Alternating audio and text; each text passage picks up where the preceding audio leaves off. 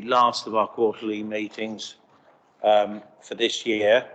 For those who don't already know, the facilities toilets are directly outside in the corridor, and fire escape, should an alarm go, is backstairs out into the car park, clear of the building. And I think that's the only housekeeping we have to. This evening we've got Councillor Claire Critchinson standing in for Councillor Rodney Downer, who couldn't make it, and we have apologies from Councillor Lucioni, who isn't feeling very well. On the screen we've got Kirk Millis-Ward, who's the press officer from the NHS Trust. We've got Louise Howell, also from the NHS Trust. Megan Duckwell, Megan's here actually. Multitasking. We've got, is it Helen Rouse from, Helen's from the Trust as well? Yeah. Sarah Anderson from the Trust, Teresa Bell from Adult Social Care, Mark, yeah? And Carl as well. Yeah, who's Shepherd? That's post room, that's right. Pardon? That's internal. Oh, that's internal. Somebody Shepherd, internal post room. Doctor, I can't read the rest of it. Oh, it's Darren. No, Dr. Matt Nisbet, and from the Trust again, is it? No? CCG. Hi. Yeah, from the CCG. CCG, yeah. Just so we know who's here. And then we've got the cabinet member, Councillor Carl Love. Can you guys on the virtual setup, do you know who's here in the room? Can you see who's here in the room, or do you want me to tell you who's here in the room? Everyone seems okay. Okay. All right. If you haven't spoken up, hard luck now. So, first item on the agenda is to confirm the minutes of the last meeting. Can we have a proposer? The seconder, please. Councillor Mosdell, Councillor Robertson, all agreed? Those there? Andrew? You happy with the minutes? You were absent. There we are. I'll spare you it.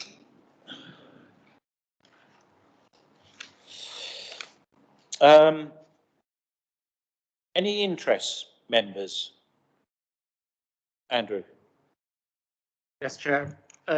If any matter comes up about local authority funding of care homes, then I'll declare an interest that I have a relative who is a local authority care home resident, and any matters relating to the St Mary's Trust site. I'd note that my husband works for a trust that delivers services on the St Mary's site, but is not an employee of St Mary's Trust, but is a bank employee from time to time at St Mary's Trust. Okay. But I don't believe that affects any of my interests. I don't think, but thanks for making that point clear. Councillor Lilly. Just a note, because it might come up in a number of discussions, I am a trustee of the Isle of Wight Youth Trust, and I'm also chair of the Isle of Wight Voluntary Sector Forum. Thank you. Public question time. None notified, None notified, okay, good.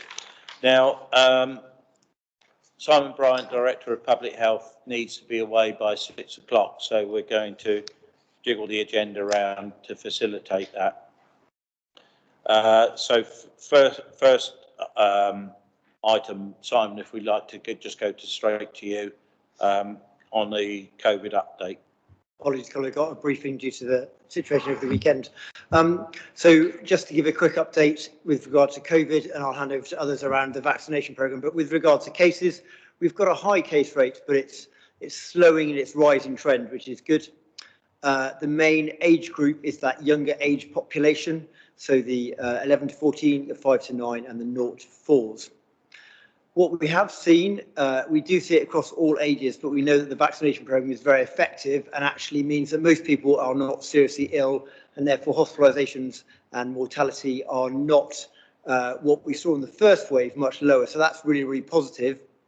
But we are seeing this high case rate in the younger population, which does impact on a number of things, including the rollout of the vaccination in children, because you can't have a vaccination until 12 weeks after if you've had COVID. So we need to think about that. But in the main, everything is kind of going as we expected with the opening up of society back in June and schools going through. So just kind of keeping an eye on that. But as I say, the vaccination program is really key in terms of preventing serious illness. So I guess my key messages are, let's remember those messages of hands, face, space. Really, really important. Wash your hands when you're going in and out of places. Let's wear a face covering and think about space. But also, let's take up the vaccine. If you've been offered it, take up the booster. If you've been offered a first and second dose, take that up, because that's really the most effective way we are going to carry on working our way out of this pandemic.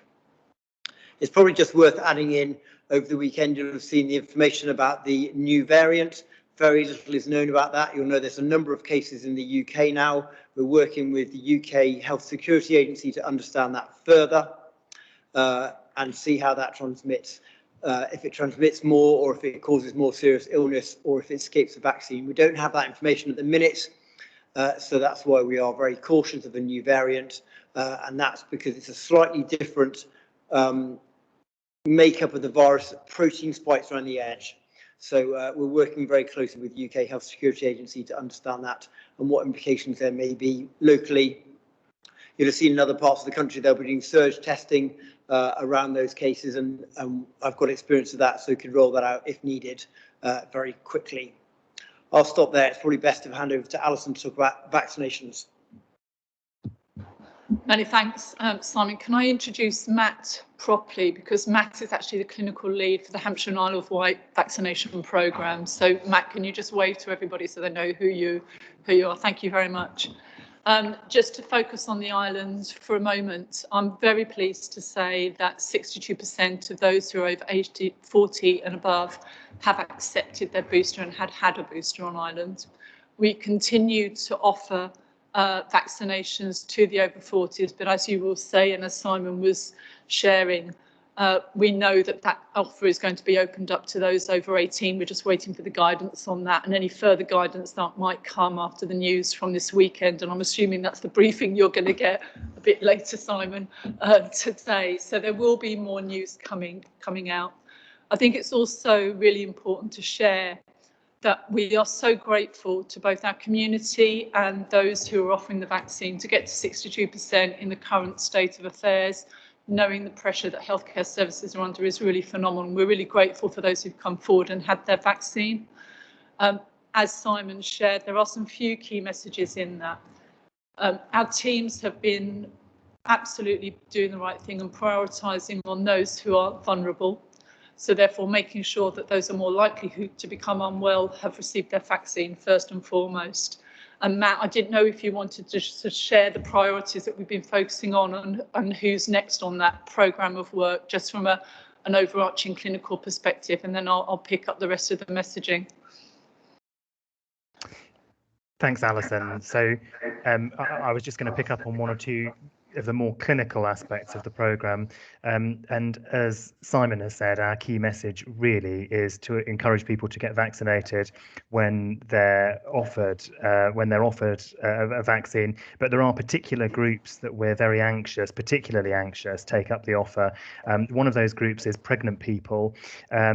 And we know that last month, 1 in 5 of the most sick people in hospital were unvaccinated pregnant people. So it is a particularly difficult message because there are conflicting conflicting messages for pregnant people. Generally, we tell pregnant people not to take medicines, and all of a sudden we're trying to get them to take a vaccine. And so there has been some reluctance amongst people to do that, but it is particularly important. And if there's anything that you can do amongst your communities to encourage people to take up that offer, it would be really, really helpful, and it would really help relieve pressure on our hospitals and your hospital on the Isle of Wight included. The other groups that we're particularly targeting are those whose immune systems might not be working as well as we would hope, and we're doing some work on identifying all of those people across Hampshire and the Isle of Wight currently. The other group, which is a particular challenge for us at the moment, is housebound people. And there are a number of reasons why that's a challenge, but that's another group that we're particularly working on. I think Alison is going to come on to some of the particular challenges on the island, which I'm sure you'll want to hear about. So there's been quite a lot of inquiries and concerns raised with me and colleagues about access to vaccinations on island, primarily because the national booking system only releases vaccines periodically at the Riverside Centre, and once they're booked, it doesn't appear on the screen of the person you call. So that makes it very difficult for people to understand why island capacity is not available.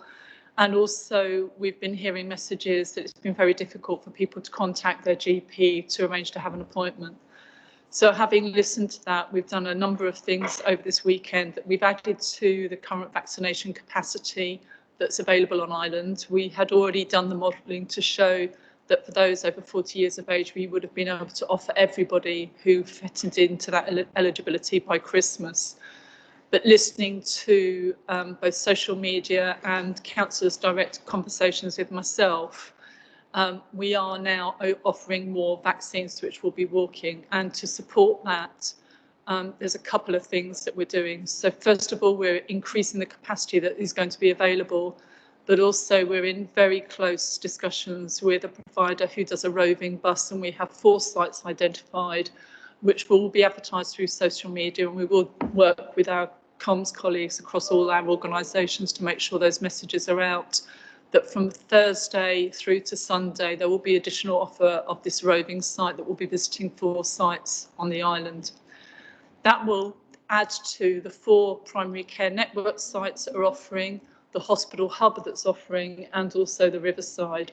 So we're adding to that capacity. Now, clearly, we're keeping a very close eye on the communications following this weekend, and we will be working with all of those who provide vaccines on the island to take the steps necessary to make sure that we can fulfil the requirement that I'm sure will come out of the changes that have been shared this weekend.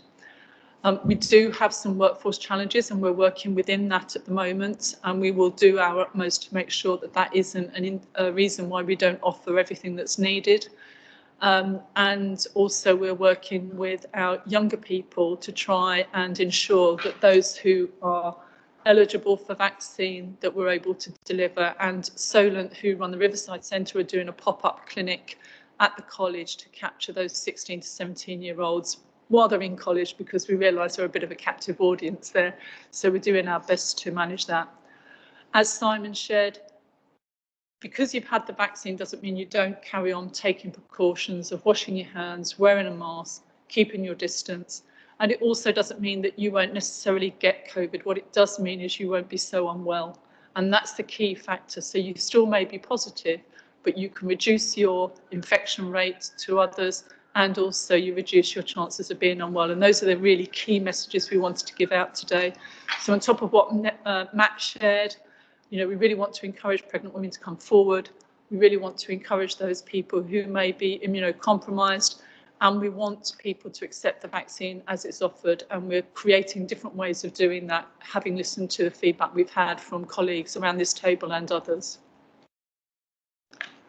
Thank you, Alison. Questions? Councillor Mosdell. Thank you, Alison. As you know, I've got a huge amount of respect for you, and congratulations on the first part of the vaccine programme. But as a resident of the Isle of Wight, as well as being a councillor, I think this part has been a train crash. I have to say that I was really cross last week when there was a press release went out that said everything was hunky-dory and this is the data on the vaccines, when actually I've been trying for 3 weeks to get an appointment for my husband, and I'm like a dog with a bone. I quite like him, you know, I don't want him to catch it, and he's quite high risk. So we had the notification come through that he was due a vaccine because he has a heart condition. I'm a little bit obsessional about things. So I started to try and get him an appointment, and I went online, sometimes 4 o'clock in the morning, sometimes 6 o'clock in the morning. Then I tried at lunchtimes, and I tried the evenings, and I screenshot every single time there were no appointments for anywhere on the island. Once I had great delight when I actually managed to open there was an appointment at the Riverside. So I opened it and it said page not found. Well, the phone nearly went out the window. I was so cross. You read on social media, of people in Freshwater who've been told they haven't got a hope in hell of getting an appointment till at least January. So we need some assurance. We read on social media that Westridge do walk-ins, and then there was a sign that came out that Westridge don't. There is complete confusion. Everybody on this island is trying to do their best, but we've lost faith. I sit here, and as I said, we have had a really good working relationship in the past, but we're not convinced it's going to work because everybody has been trying to do the right thing and has not been able to get an appointment. I've got an appointment for my booster. It's not until the 20th December. Apparently I have an underlying health condition. I haven't got a clue what it is, by the way, but apparently I have. So the frustration of islanders is there. It's going to take a huge amount of communication from the CCG and maybe working with the council to give that faith back in people that they can have their vaccinations. What is going on with Westridge? Can you walk in at Westridge and have a booster? Can't you walk in at Westridge and not have one? Complete confusion across the system. And I think we're going to bring a motion at the end of this, aren't we, John, to Councillor Nicholson to embrace what we feel about this.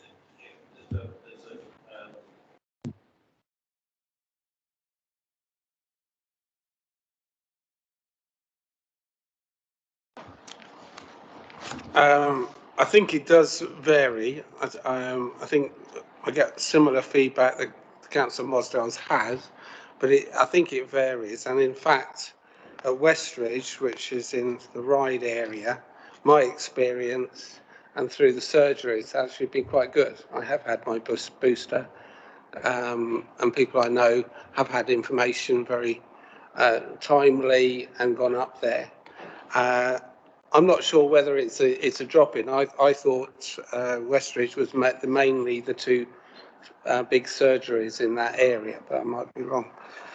I do wish to thank, in particular, the voluntary sector that right through all this is still out in the cold, manning the car parks and hosting people, and they've been doing that for nearly 18 months or however long it is, and I think we need to have a big thank you to them. On the, I suppose my particular question and point is, how do you get to people who are in total denial of the, and not even having first, second or boosters? I was actually surrounded recently by a group on Appley Beach, surprisingly, who were very, very strong conspiracy theorists. They were different age groups. I think the oldest was probably in their 70s, the youngest was probably about 20, and they were very articulate in the sense of that, and wanted to know what I was going to do about it. I had to say, well, I've just had my booster, and actually I'm listening to the evidence, and I do, I am concerned where you're getting your evidence from. But there is a percentage of people, I think we know in 5 million in the UK that are not actually taking it up. It'd be interesting to know how many on the island are, and how do we get this message?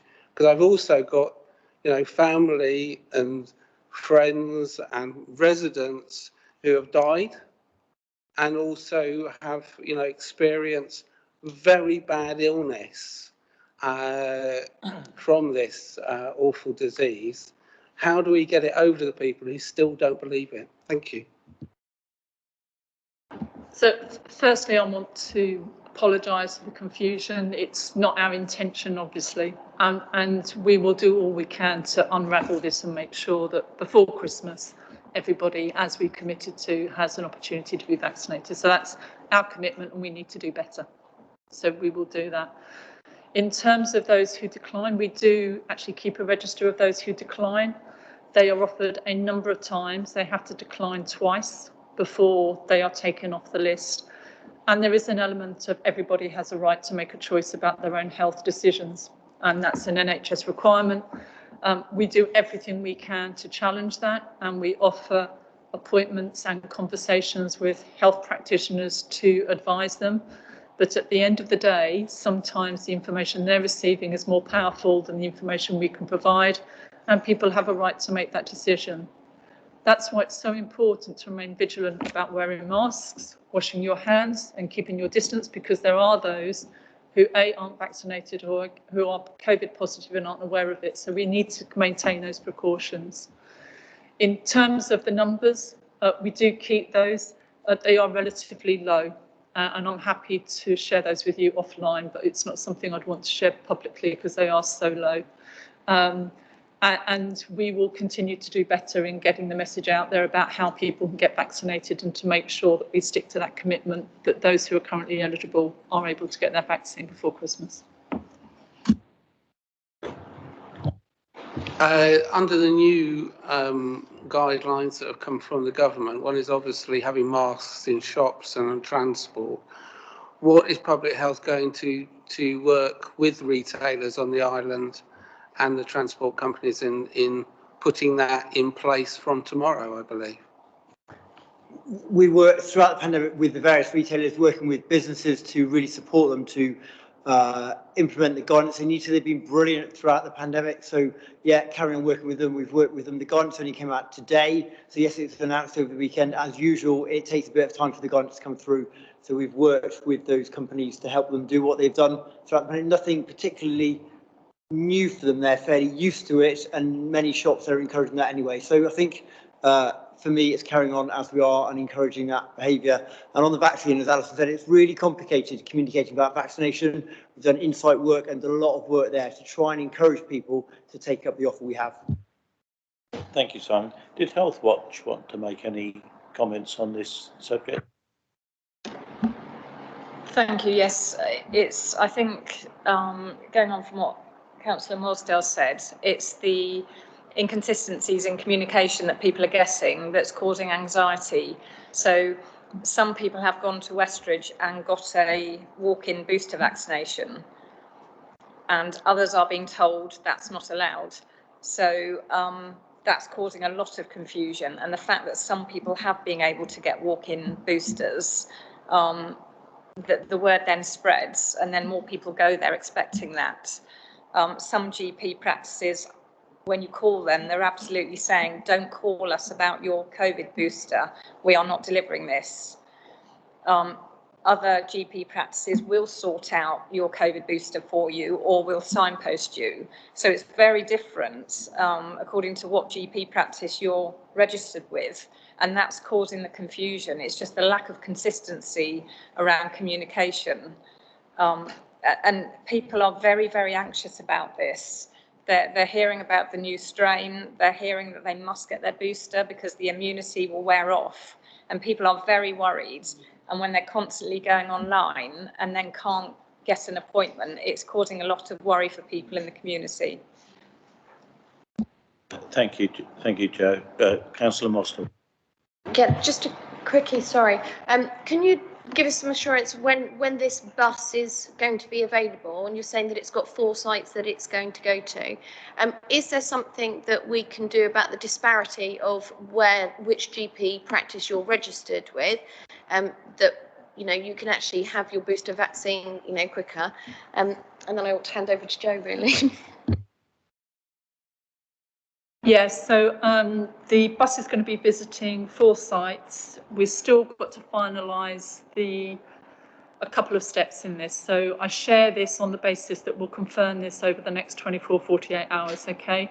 So the intention is to visit Sandown twice, Freshwater and Ventnor over the Thursday, Friday, Saturday and Sunday. They will do in the region of 250 to 500 vaccines per day, giving us a capacity of 1,750 on top of our weekly rates that we currently have at the moment.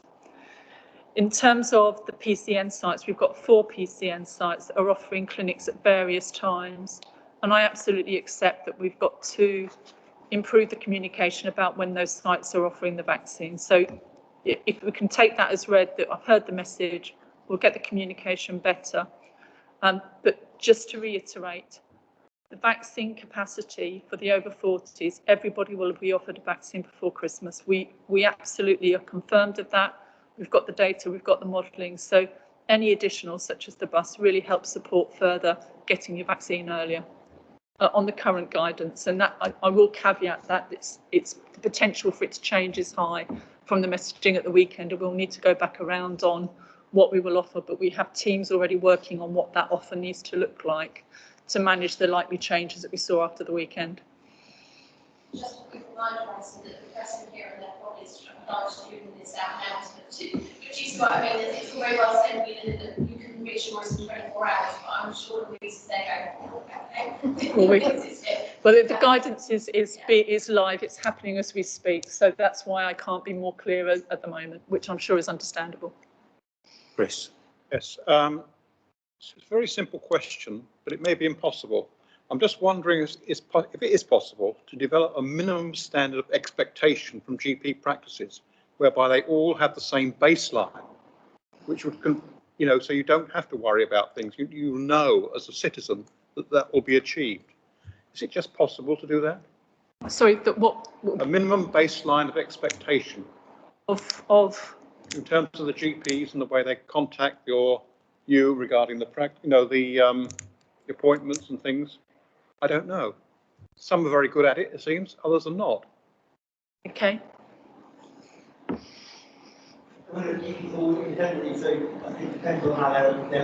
And not. And we've got 4 sites. We don't have every GP offering the vaccines. We've got 4 sites. So I think what you're asking is for clarity around when appointments will be available at the 4 sites, and that is a standard expectation, which I think I can offer over the coming weeks. We've got Dr. Matt with his hand up. Yeah, I mean, GP surgeries operate as contractors to the NHS, as, if you like, small businesses, and that model has lots of advantages in that it means that different surgeries are able to be flexible and adaptable to the needs of their local community, and there isn't a one-size-fits-all kind of solution that's imposed upon them. It does, of course, have disadvantages as well, in the sense that they're all going to have a slightly different approach. But that's the model that we have, and it's not really within my power to change that. That comes to a higher authority. I mean, really, I think the thing that I put my hand up about that I wanted to say was I really wanted to reiterate Alison's apology. The frustration is very clear in your voice, Councillor Mosdell, and I think that Alison and I would both want to apologise for any kind of poor experience that your local residents have had. The teams that we have on the ground on the Isle of Wight are working hard to deliver the vaccine programme. The only observation I would make is that things right now are very, very much more complicated than they were at the beginning of the vaccine programme. At the beginning of the vaccine programme, it was set up very deliberately in a way to make it very simple. I don't know if you'll recall, but at the beginning, there was essentially one offer. If you turned up, you didn't have any choice about what vaccine you were given. It was set up in a way which made it extremely simple to operate, so that we could get through the maximum number of of people possible, and that's no longer the case. We're giving different people different vaccines. Different people have different intervals between their vaccines. There's a different interval if you've had COVID. It's become quite complex, and I don't say this by way of an excuse, just by way of trying to understand what the problem is, really. And like Alison, I just would want to point out that what we're telling you is very much the situation as it was this morning, really. Our plan to put extra capacity in across the Isle of Wight this weekend was in place before the announcement the Secretary of State made at 3:30, and everything is very much in flux. So we know that we have enough capacity on the Isle of Wight to vaccinate everybody under the age of 40, over the age of 40, I beg your pardon, by Christmas. But we also recognise that there is an additional ask on us from this afternoon, and we're working to see how we can rapidly expand our vaccination programme on the Isle of Wight as well as in other places over the coming weeks. I've got Councillor Love, the Cabinet Member, I've got Councillor Garrett, and I've got Kirk Millis-Ward. Carl. You're on mute, Carl. Apologies, schoolboy error. Thank you for allowing me to ask a couple of questions. I'm really actually just wanted to just speak directly to the press so I can see her there, because I think there's still some communication issues here that are going on. So it's not helpful to release now in the press today that these sites, these 4 sites, might be happening in those venues until we're absolutely sure that they are going to, because if we put out that they are going to be in those localities, and that's what the press picks up, then people will expect that to happen, and we're not certain of that at this moment. So there's a communication issue there that I'm just trying to articulate. We must not tell people in the public at this time that they're going to be in those locations until they are actually confirmed, because if people go to those locations, it will create another confusion. So I understand the reality there. The other thing is that it hasn't been stated how people are going to know where these locations are going to be. So how are you going to advertise that online? That isn't clear to me at the moment. You're saying that these are happening, but you haven't told people how they can learn how, when and where they're going to take place. So that's another communication issue. And the other thing that needs to be articulated is who are they for, when, and timings, etc. So I know that's all about communications again, but I'm just saying to you, please don't confuse the message, because I think if it's reported now out into the press now that they're going to be in those sites, that will confuse the public again. And the other thing is we've also now got some additional testing for people coming back from overseas, etc., with the PCR tests. So is that what are we doing about that? Anything or nothing? Thank you for letting me talk. Thank you, Carl. Do you want to respond? Yes, so the additional testing is private testing that has to be done by the individual, and they self-isolate until they've had a negative PCR test. Just checking with Simon, I've understood that correctly. And there's quarantine hotels being stood up for those areas where they're coming back. So it's all done externally, nothing for us to do here. Thank you. And in terms of the communication, once we have absolute confirmation of the mobile bus, will be done through social media. That seems to work quite well for the island, though I accept some people don't use social media and aren't necessarily connected to their Wi-Fi, but that's how most of the messaging will go out. And for the majority, we seem to get really good uptake when we use that methodology. And we'll do that across all organisations, working with the communication leads, such as Kirk, and those within the local authority, and those who've got access to Facebook, etc. So that's the intention once we've got absolute confirmation of that. Okay, right. We're going to start to wind this up because we've got a lot to get through. Councillor Garrett was next. Thank you, Chair. It is this issue of communication. Communication well done will provide reassurance, even though there may be underlying anxieties. So what concerns me is what extra capacity can you bring in to support your communications efforts? Because obviously something went wrong 2 or 3 weeks ago, and I'm sure comms colleagues across the island will want to support that. Don't rely solely on social media. Every channel is necessary. If you have got an email list that you can legitimately blast out to, that will cascade through to people more effectively than just relying on one channel. So I'm slightly concerned that social media, by all means, make it the priority, but the traditional press release and email blasts are also extremely effective. On the matter of GPs, they may not be instructed to do things. I hear what Dr. Nisbet is saying, but they can be encouraged and supported in being provided with materials that help them with their own messages. They're under, as we all know, under enormous strain.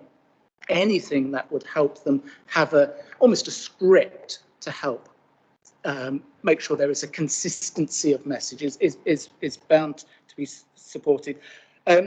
Complexity of the situation can be addressed somewhat through some really well-designed sort of pathways of Q&Aing. So you self-Q&A your way through a pathway of questions. So anything that can be built up to allow people to understand where they are in that pathway. And I may have missed it, but lateral flow tests, can we continue to stress the importance of just doing those things by understanding how they are increasingly reliable to the point that a false positive is pretty low rate indeed now, but I may be wrong on that. But certainly I, and I know many other colleagues in this council, are following a pretty tough regime of stuffing that thing up our noses every 2 or 3 days. You don't have the dry ones that go down your throat anymore. No, that's the new true. ones are just, look. Yes. But, and the final thing I would say, if you've got anything that you want to say, be absolutely certain that when you say it, you know that the timeline is set. So 24, 48 hours, I know in the nature of a discussion like this, it is that kind of training of discipline, because people will pick up the uncertainties. So, but my heart goes out to you because you have got a tough job, and all of your colleagues do, and ultimately we recognise and applaud that. We're going to wind up on this matter now, because we spent quite a lot of time on it, and I think Councillor Robertson wants to.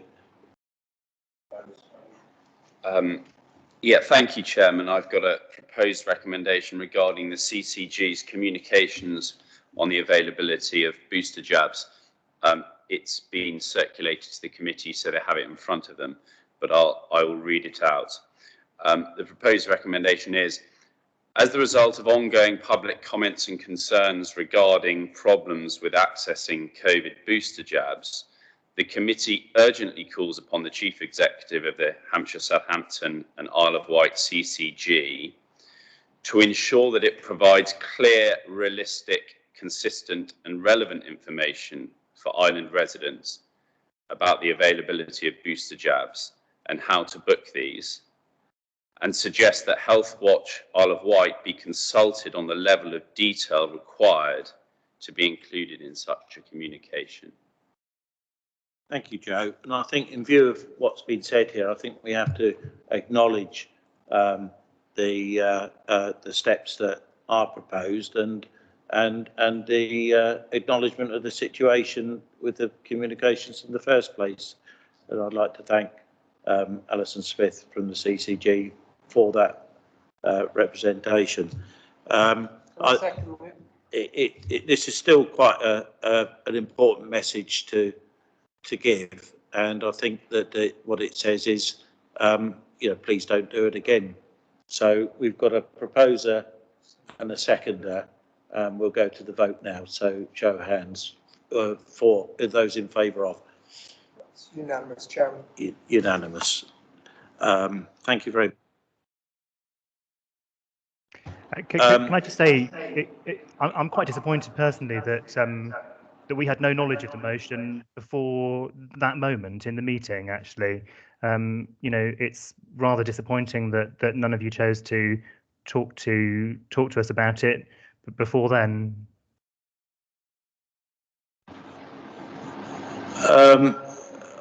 Yeah, I don't agree with your disappointment. I think that it's a motion that is meaningful. It represents the public interest. I think it gets a clear message across. We do acknowledge that what's been said here tonight, that there is a way forward. So I think it's a. If I may say so, Mr. Chairman, it's not up to you to decide whether I'm disappointed or not. So I think it's disappointing that you've chosen not to have a conversation with us about it. We would view as a CCG our role as to work in partnership with local authorities to deliver for your residents. We're moving on. And this is certainly not the way that we would like to work with our partners. We've got a busy agenda, so we're moving on. Well, I'm busy too, so I'm going to leave as well. Thank you. The next item that we need to deal with public health is the suicide prevention. Simon, please. And thank you, colleagues, for moving the agenda around. Really appreciate that. I just wanted to give a quick update. You've had a paper around suicide prevention. We've done a number of updates historically to this committee. It is a really important issue. I'll very quickly go through it, and it is a tragedy that causes devastation on families. We know that. It's really important to bring an update now, following the first part of the pandemic, to understand the impact on mental health. We know it's impacted on mental health and well-being in the pandemic in many ways, more than just illness. However, when we look at the national data, because on the Isle of Wight we have a small number, we haven't seen an increase in suicides compared to pre and post lockdown. That's really important. Doesn't mean it's not an important issue. We're not still looking at it. We have a strong plan, a strong partnership plan, working both with the CCG and also with the Trust and with voluntary sector and others to improve and continue to deliver work on suicide prevention. The data in graph, it's called E10 and bullet 5, shows that we are in line. Our rates are similar to the national average. We know males still have a higher rate than females. That's nationally the same as that. And we work with the coroner to examine the deaths and find out anything that we need to understand further for the Isle of Wight with regards to suicide. So we've got a local plan and a board, which is set out in figure 9, and then we've got a number of actions set out after that, which show what actions we're going to take to carry on taking this issue really importantly. Thank you, Chair. Thank you. Lily. Thank you, Simon.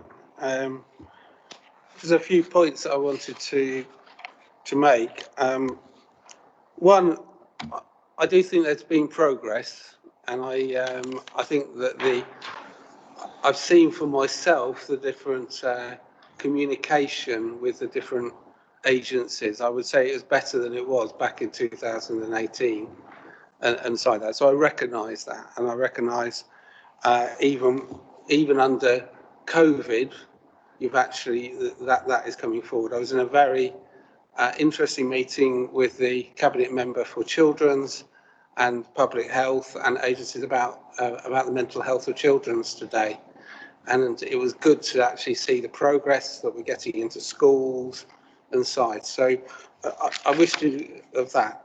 But I do wish to actually point you back and hope, this committee approved a report, a task and finish report back in 2018, and also the Isle of Wight Health Watch, or Health Watch Isle of Wight, are correct, have actually had a report as well. And I think that their recommendations are still relevant, and I would like to see that those are taken on board by your team and actually fed in. I think just going back to the 2018, one was actually the data. I think we need to look at suicide attempts and suicide ideation, as well as the death rates. I mean, it takes some years before an actual decision on a suicide is actually whether it's a suicide or not. But we do know the data from ambulance services and actually some data from the fire brigade and the data from the police, and they give us a better figure about the numbers of actual attempts, which I think is extremely important. I did notice, particularly regarding young people, that the actual impacts of education and social development, actually there is an increase of young people at risk of anxiety, depression and self-harm to other groups. You know, it's there. So we do need, I think, to widen that data. I think the other particular point, and I know that this might be a moot point, but I'll bring it back. We were very much calling for a zero tolerance methodology, and I know Isle of Wight Health Watch and I still agree on that. And we did in fact ask whether you would actually join the National Suicide Prevention Alliance as a way of tapping into expertise and that. And we know some of the results from places like Liverpool that have had a zero tolerance policy have actually had real reduction of attempts, which I think is important to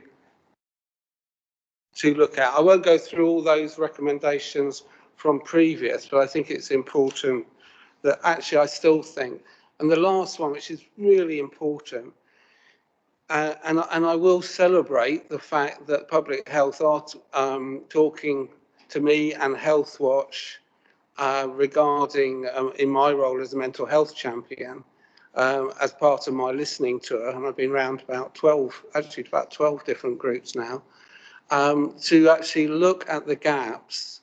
For instance, veterans, as a particular 14,000 veterans on the Isle of Wight, and their particular needs, the LGBT community. There are clear identification of gaps, and we need to get small interventions out. One of the messages we're getting from people is having access in their area to a safe place that they can communicate and link. And the other was peer support. People felt that they wanted to be with others that have gone through similar experiences, whether it's a community of interest or a geographic community, to get that. And one of the things that we are going to do through Public Health is get some grants out to small groups on the ground. And I know we're working on that at the moment, because and a good example of that is a group of veterans are opening a coffee shop drop-in in Ryde, so that veterans on the island, and they have now a veteran van bus that can actually tour around to actually get to them. Look, are principally men. There's many women veterans, but principally you've got a lot of single veteran men who are lonely and isolated and are in that high risk of attempting suicide. And they are actually doing it. They're getting out there and actually thinking, and we need to have that. And in the original report, we talked about men in sheds as a particular. I urge you that in the prevention, in the strategy, we do have a strong policy of helping get interventions, because that is the prevention side of it. So thank you. Thank you very much, Councillor Lee. You're absolutely right, Councillor Lee. So just first on the data, this was the data on the actual mortality. You're absolutely right. When we do look at all data, the data from police we use very effectively. The data isn't amazing in other agencies because of the way it's recorded. So we just need to look at that. You're right, and we've got communications and targeted communications. This is a very high-level report, doesn't go into the detail, but you're right. That is really important to us, and we need to do that. And we need to make sure that we have a generic approach, which is what the evidence shows, and also some specifics. So we're trying to do both the population and a community-based approach so that actually we can tackle suicide, which is what we're moving forward for. And on the zero tolerance, it's really a system approach. Actually, we can't rule that together, working with the Trust, working with CCG and others. And absolutely, that would be a longer term aim, but I'm not sure we're quite in that place and ready to sign up that yet, but we're certainly moving down that route.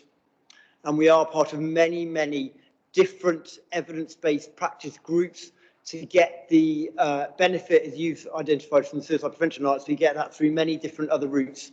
So actually, it wasn't when we looked at it, it wasn't the best use of that connection, but we do all that through different ways. Any other questions? Yeah, just from when you're analysing this information, I'm just thinking it might be helpful to ask community organisations as well what the messages they're getting. We're finding that we're supporting more and more people who are vulnerable, who are talking about suicide more and more frequently, sometimes very frequently for them. And when we're contacting different services, when we contact the crisis line, when we contact the SPA, when we contact the safeguarding board, we're told, oh, they always say that. They're not going to do it. They keep saying it.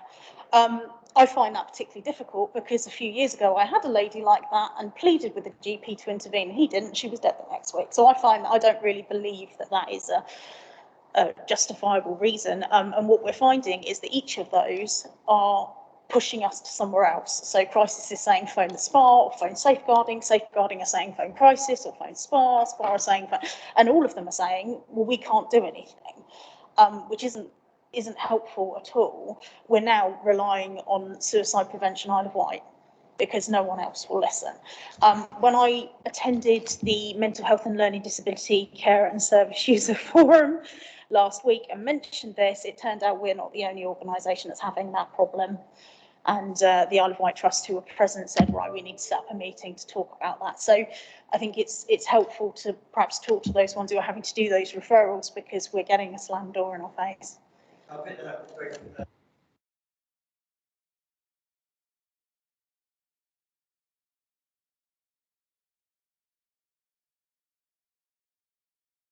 Councillor Mosdell. So I'm going to ask this question now, Simon, because I know that you've got to go, and it sort of ties into suicide prevention, but also the Safeguarding Adults Board as well.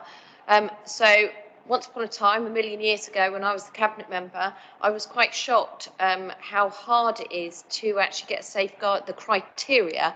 It's no insult to safeguarding adults because I think they do the most amazing job.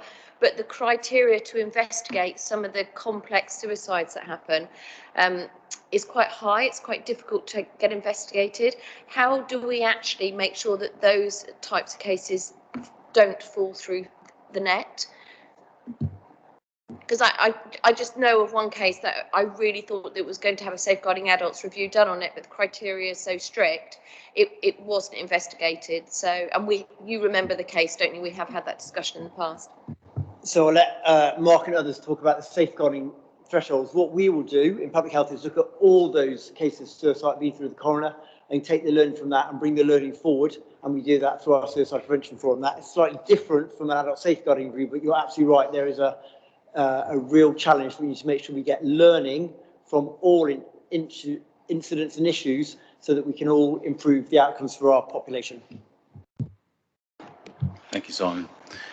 In terms of the adult safeguarding arrangements and the threshold for very complicated and high-risk cases, as you've described, Councillor Mosdale, clearly we have a number of those cases we look at, but where we find there's been systematic failure and the issue has ended up with someone losing their life at the high end, then we will absolutely consider those cases. There is within the board structure, there is a group that meets to look at all safeguarding adult review cases, and that's considered by that panel of 5 in terms of does it require that level of intervention, that level of investigation. Now, not all cases do, but where we find the threshold has been met, where it's a serious systematic failure and someone has lost their life, then we will intervene.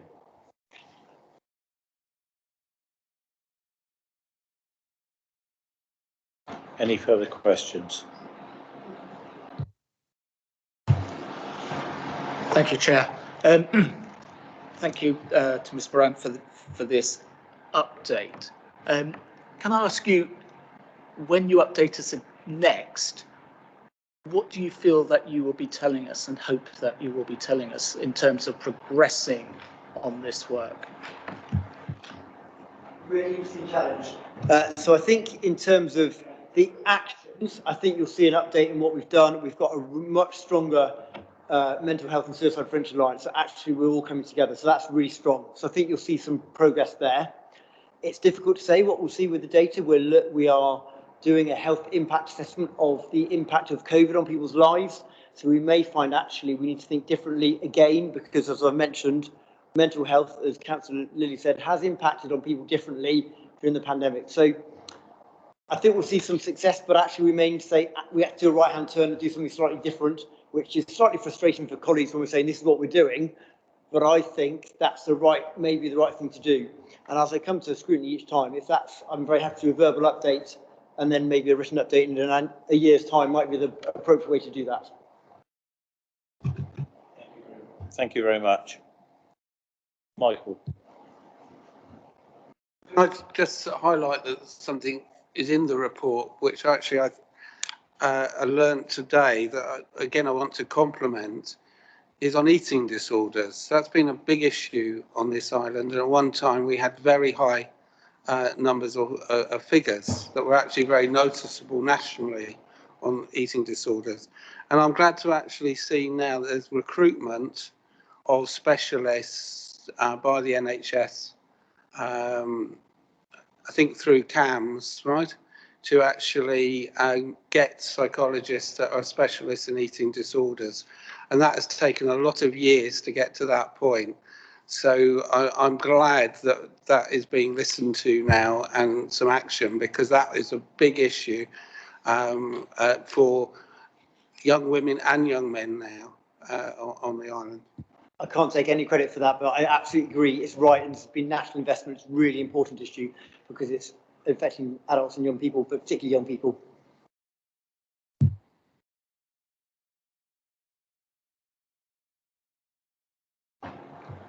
Right, so with that, I think we'll just note the report. There is an observation, Simon, I think we've discussed it before, the big overlap with children's services. And I noticed the Cabinet Member for Children's Services at the back, and I think that we need to perhaps have a review with the Children's Services as well, to see how this flow can be stemmed. Debbie, did you want to say something? Yes, thank you, Chair. If I can just come in to say that I think I'm right in saying that children, young people of secondary school age are one of the largest areas of concern here. And I know it's only small numbers, but it's a significant area. One of the things that does concern me is the lag in the data. So I don't know if there's anything that we can do to improve that. But if we could have a joint meeting, because I think there's a lot of synergy with the two, and I think that would be really helpful, because it's all about, as we know, a strengths-based early intervention approach.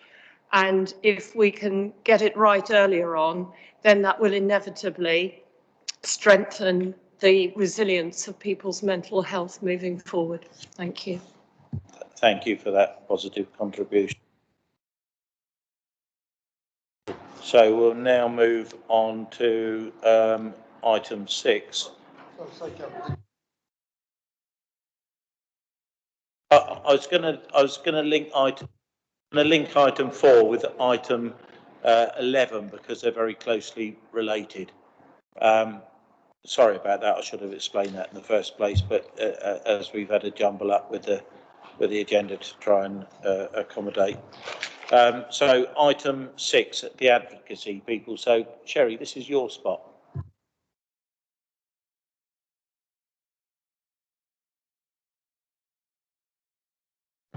I knew I was going to do that. So thank you for having me here, was basically what that was about, because I really appreciate the opportunity. We've had, over the course of the pandemic, we've had a dip in the number of cases that we normally get, partly because people have been interacting with the NHS less, so they've got less opportunities to have a problem, but also because I think people have quite rightly been so pleased with what the NHS has been doing. You can sometimes get this feeling of you know, you don't want to make a complaint when they're really struggling. We noticed a similar dip, funnily enough, a couple of years ago when we had the really bad CQC report about the trust. Our numbers went right down, which is not what you'd expect. So the council obviously commissioned this service, so it's a free service to the residents of the Isle of Wight. It's a service that's run all over England as part of the Health and Social Care Act of 2003. And they asked us to come and meet with you so that when you met with your residents and any of them said to you, I'm having this issue, I want to make a complaint, but I don't know how to go about it, or I'm not able to do it myself, you can let them know that they have an advocate available to them free of charge to help them through the process. So Paul asked me to send through a slide pack so that I could take any questions that you might have. So go ahead, hit me with it, and I'll try to make sure I can answer it.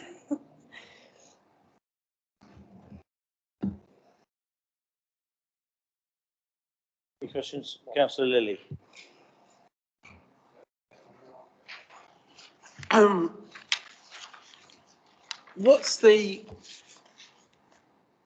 You've given some examples of and some human stories, which are always very good. Case studies are excellent.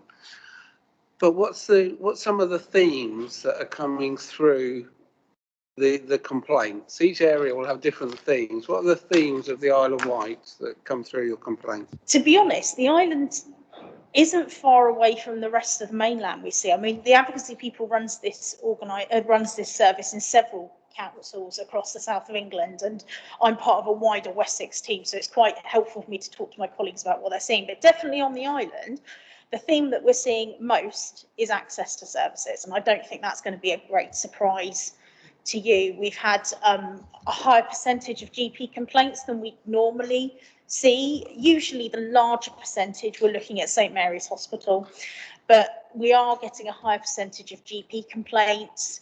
We're getting dental complaints, which we don't, I have to admit, we don't get a lot of dental complaints.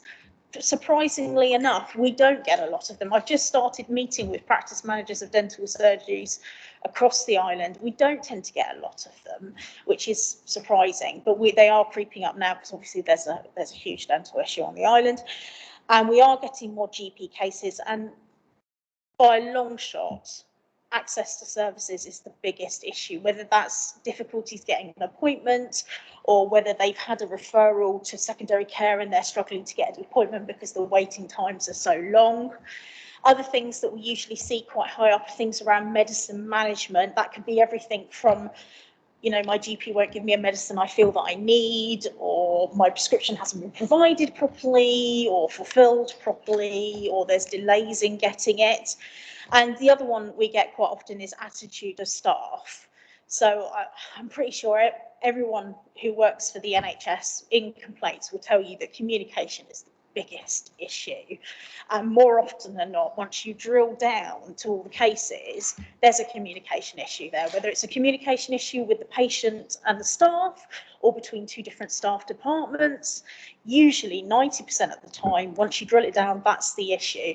And sometimes attitude of staff is what we see coming through. People feel that they're talking to someone who doesn't understand their situation, that they don't care about their situation, or they were too busy to listen to them properly, those sorts of things.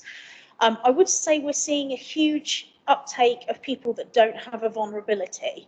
So in the past, pre-COVID, a large majority of people come to us have a mental health problem, a learning disability, perhaps a physical disability or a sensory problem. So quite often a mixture of more than one. We are now seeing quite a large uptake of people who don't have any sort of vulnerability, but are now making complaints and reaching out for an advocate for assistance with it. And that's something that's happening across the board, not just on the Isle of Wight. And it's not something we're very used to either.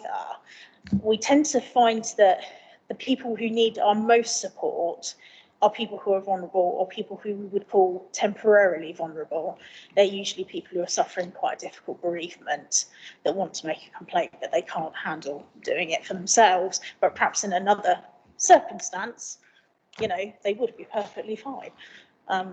So that's the sort of thing we're seeing at the moment.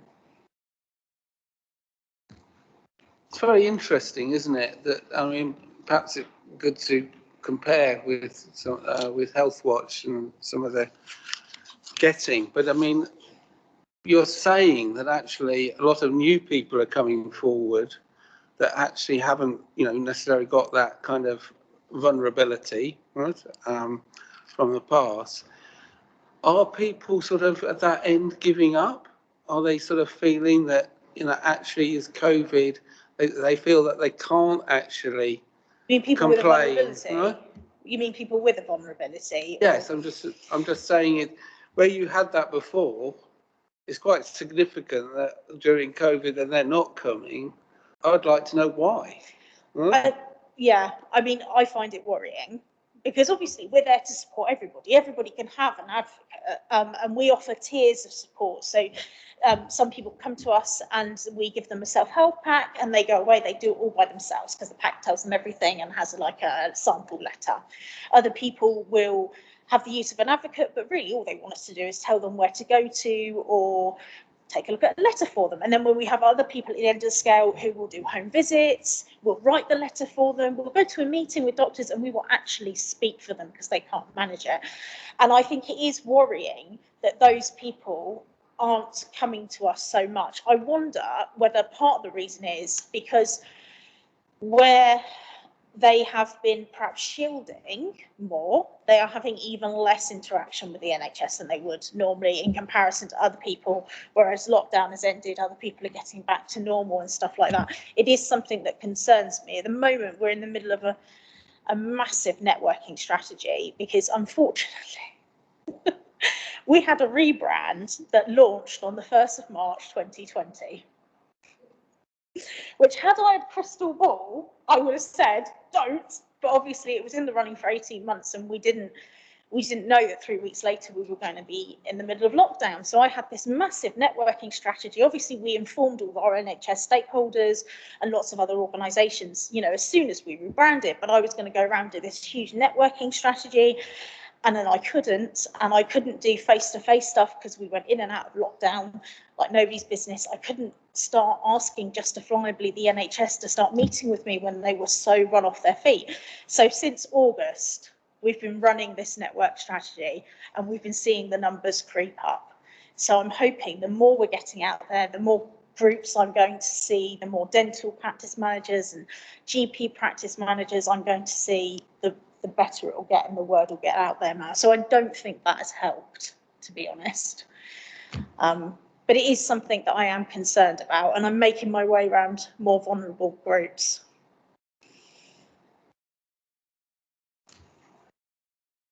Joanna. Thank you. Yeah, I just wanted to say, Councillor Lilly, we work very closely with the advocacy people at Healthwatch. We meet regularly, we share information. But I just want to make the point that, and I think Councillor Nicholson has raised it before, that people don't like the word complaints. And it's really important to get it out to people that any feedback is really valuable, including negative feedback, because that's how services improve. So it's really important that people do give feedback about services, negative or positive, because it's a learning experience for those services and a really good opportunity for them to put things right, because at the end of the day, that's what they want to do. So I would strongly urge people that want to make a complaint to contact the advocacy people, because it's not necessarily a negative experience. You can get a really positive outcome at the end of it, both for the service and for the person. So yeah, it's a really useful experience. I think the thing is as well, people don't want to make a complaint. They don't like the word complaint. In this country, the NHS is one of the best things about this country, particularly when she's been under such unbelievable strain the last 18 months. But we do get a lot of people come to us, but they don't necessarily want to make a complaint, but they have lots of questions and they don't know how to go about and ask those questions. And that really is what a complaint is. I'm not sure what happened. I'm worried about it. Please, could you reassure me? So the message we're trying to get out, first of all, is like Joanna says, that feedback is really important and is actually welcomed by the NHS. We work quite closely with the Trust and with the CCG and all the other areas. But also, I think the other message to get out there is that some people worry that it's going to have an impact on their treatment in the future. You know, the NHS is not allowed to prejudice treatment over whether or not you've had a complaint, and legally they have to keep your complaint file completely separate from your medical record, so that when you go and see a doctor, they cannot see that you've made a complaint. But it's those sorts of obstacles which, you know, people perhaps prevent people from wanting to do that. So we are trying to get the message out there, and also we've done a couple of, well, we've done one radio broadcast. We're due to do another one tomorrow. I've got to do another one tomorrow. I'm not looking forward to that. To try and get that message out there that, you know, it is a good thing, and we like to give positive feedback as well. The minute I hear positive feedback, I'm always, oh, can I include that? Thank you very much, Sherry. Alison and Mark, did you want to make a comment on how you? I think you've hit the nail on the head, actually. Actually, what people want is support, and they want someone to listen and to explain. And when you talk about advocate, it's actually a patient advocate, and that's what they want. And regardless of whether there's a legal framework to prevent any NHS worker from affecting their treatment of someone, actually that is not. They're in this to help people. They want to make a difference. And most of these vulnerable people are registered with a GP and have a working relationship with the GP and with the practice teams. So my steer would be, let's focus on the advocacy that you offer for patients. It's not about complaints, it's not about feedback, it's the advocacy that you provide for individuals that help them access the right information, the right treatment at the right time for them, that perhaps they need support with rather than necessarily to complain about. And that's really where you, as advocates, come into your own and really offer that additional service that the NHS needs. And that would be my steer, if I'm honest. Whilst we focus on the complaint element, that's actually a very small proportion of the people that you will be helping. And most of these people interact with services on a regular basis, and we need to support that. Thank you. Yeah, I mean, I'd echo in the sense all that Alison's said, but I think clearly within social care we work closely with advocates in a number of situations where, exactly as described, they're supporting people to speak up, speak out, assisting them to help make decisions that they find really difficult and challenging. And a lot of the work they do with us is bread and butter work. We do, we're particularly with some very challenging cases. They have the ability to unlock and make life a lot easier in terms of speaking out and finding solutions for those individuals.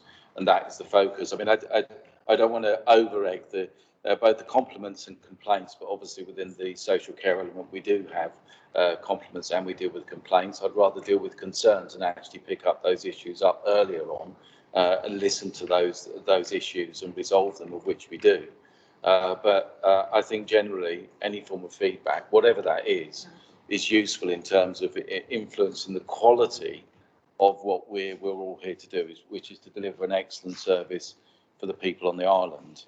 And at times that is, let's not make no mistake about it, we've spoken about it today, it's hugely challenging in terms of the pressure that we find ourselves on under as a single but multi-agency system.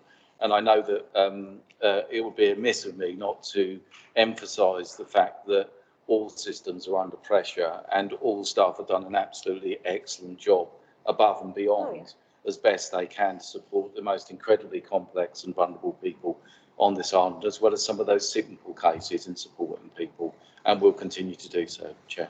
I mean, I have to say, I mean, I've been working for the Advocacy People for 18 years. I've been an advocate for 15 in this field. I have very rarely come across somebody who was malicious or somebody who wanted to hurt their patients. Again, it is usually all around communication and sometimes around, you know, capacity, because we know NHS staff are incredibly stressed and under pressure and stretched because, you know, the job that they're doing is so hard. And so I would say it's only been literally 1 or 2 cases I've seen where it's been that sort of situation. And to be honest, the NHS dealt with it before we got there. So, you know, we supported the complaint afterwards, but the person had already been removed. So, you know, it is very much about trying to help them to get those answers and trying to fix any issues, because, you know, everyone who works in a service in the third sector knows we all get complaints and we can all learn from them. So it's all about that. We can only support complaints, and it's only NHS, I'm afraid. so you won't see me from the social care. The only time we're allowed to touch social care is if it's so unbelievably entwined. I suppose it's sort of like a situation where you had community healthcare funding that was part social and part NHS over one care home. But most of the time we're not allowed to go there. And yeah, there are certain things that you can access as a result of a complaint, and the dismissal of staff and compensation are not one of them. So I think part of the message getting out there as well is that, you know, it's not anything to be concerned about, but also for the residents of the Isle of Wight is what advocacy is, because quite often people hear the word advocate and they think lawyer. And, you know, I meet people and they go, well, aren't you a lawyer? And I'm like, oh, I'd be earning a lot more if I was. That's the Americans for you. So it's trying to get that message out that an advocate is purely someone who, you know, speaks for somebody else and makes sure they have all their options, things like that. Thank you very much, Sherry. Overcome that. Thank you. So I've got Councillor Garrett. Thank you, Chair. Well, this is a very useful slide pack. Thank you very much. So it's going to be useful for me as an advocate, as a councillor. The two personal stories that you've got are great, and they give us an idea of kind of outcomes you can get. How much of your work is about providing these sort of stories to other providers of service, so that they might recognise that these carry the symptoms of something that they may be doing, but has not as yet been brought to their attention, that they're not quite getting it right. I've jumbled my words there somewhat, but hopefully I've made some sense on that. On the other matter, obviously, there is a mid-ground, a third C, between complaints and compliments, and that is comments. And I've always encouraged people to think that don't necessarily feel that what you're doing is complaining. You are commenting in such a way that you help improve service. Yeah, absolutely. I mean, we use the word complaint, and in many ways we encourage the NHS to use the word complaint, because they do have to report on those figures, but also because we do occasionally find, and not so much from larger NHS organisations, but smaller organisations we have found in the past will insist on dealing with something as a concern when a patient actually wants a complaint and, you know, wants to have it properly investigated. And that's usually around much smaller organisations that do that. But we do provide reporting information to the council, because obviously they're our commissioner. That always includes case studies. We also provide reporting information to Healthwatch, so that they can fold that information into their own data, because of course they're looking at trends and things like that. We don't tend to provide case studies it's a very difficult thing, because the island is a very small place, so you have to be very careful about the way you do this. And quite often, if we go back to NHS partners and we say to them, we developed this case study from what, you know, a complaint we had with you, they've already got the data. We had the complaint with them, so it's a bit difficult for us to do that. Mostly we provide theme and trends to Healthwatch and the Isle of Wight, which is what we've been asked to do. But there is something to be said for that, and I think I might have a chat with my managers about that, because I think, you know, there is something to be said for sharing that information and ensuring that people can pick up on that, because that's the problem with themes and trends, is that, you know, we could be, if we didn't report with Joanna, we could be seeing a theme and trend, and Joanna's seeing the same theme and trend, and we're not talking to it. You know, you could see that situation where it's disappearing. Whereas once you've got more people in a room and one person saying, I had that problem, and then somebody else is saying, and somebody else is saying, then yeah, it's a trend, isn't it? Can I ask a question on behalf of people that are labelled as nuisances, vexatious callers, yeah. Vexatious. I think we broadened our approach. I'm looking at Mark with callers. We get them at the council, and they feel that if they're not being listened to, then they'll persist. Yeah. And I know with the police service, when there was Sergeant Jennings, he looked at repeat offenders to see what lay behind their behaviour. So instead of treating them through the criminal justice system, they found that they in fact, I think all 20 that they looked at all had adverse childhood experiences when that was addressed. And I know personally of somebody that was quite insistent in making quite serious complaints that nobody else could identify with, was finally addressed through the police by our mental health services, which are pretty good now. And it was found that they were suffering from paranoid schizophrenia, which is treatable. Yeah, of course. So how do we, and I'm asking NHS partners as well as our council partners, how do we treat people that would have otherwise been labelled as vexatious callers? Alison. I can say in the 2.5 years I've been here, we've only identified 2 who've complained to the CCG with that label, and in fact have managed those. We have quite a strict policy of what vexatious would mean, and we offered different interventions for those individuals to prevent the yo-yoing we get between sort of emails and letters, etc., by meeting with individuals directly, and that quite often dissipated. So that label is not used routinely, I think is fair to say. There may be other organisations that use that label more often than we do. Are you saying it's out of date? It's old? I'm not saying it's out of date. I'm just saying it's not used commonly, and there's quite a strict process and protocol that one has to go through to use that label. But we try to find any other means than to use that label by liaising with people in a different way, and quite often there is some underlying concern underneath that we will, you know, we have to be careful because individuals approach things in different way for different reasons, but we don't use that label readily, and I think that's the point I wanted to make. That's interesting. Thank you, Alison. Mark. Yeah, thank you, Chair. Yeah, similar to Alison, there are very rare circumstances where we've got maybe 1 or 2 individuals that are considered vexatious in terms of their contact with the council and the complaints and the issues that they raise with us. Not that we dismiss those, because clearly if there's a complaint, we take that seriously and we go through that process with the individual. But these cases are well beyond just a complaint. They're constant and regular daily contact, consistently via email, via phone, by any other means of getting hold of a particular member of a particular department. And we do deal with those in a thorough way in terms of considering, you know, what is going on for that individual at the moment, why are they wanting to contact us in an excessive way, and looking at ways in which we can work with them or work with their family to see how we can support them to generate a different method of communication. But where that continually breaks down, then there are situations where we have to manage the method of communication, not that we ignore them, but we actually work with them in a different way and actually enable them to raise the issues, but carefully deal with them in a sensitive manner, which we do.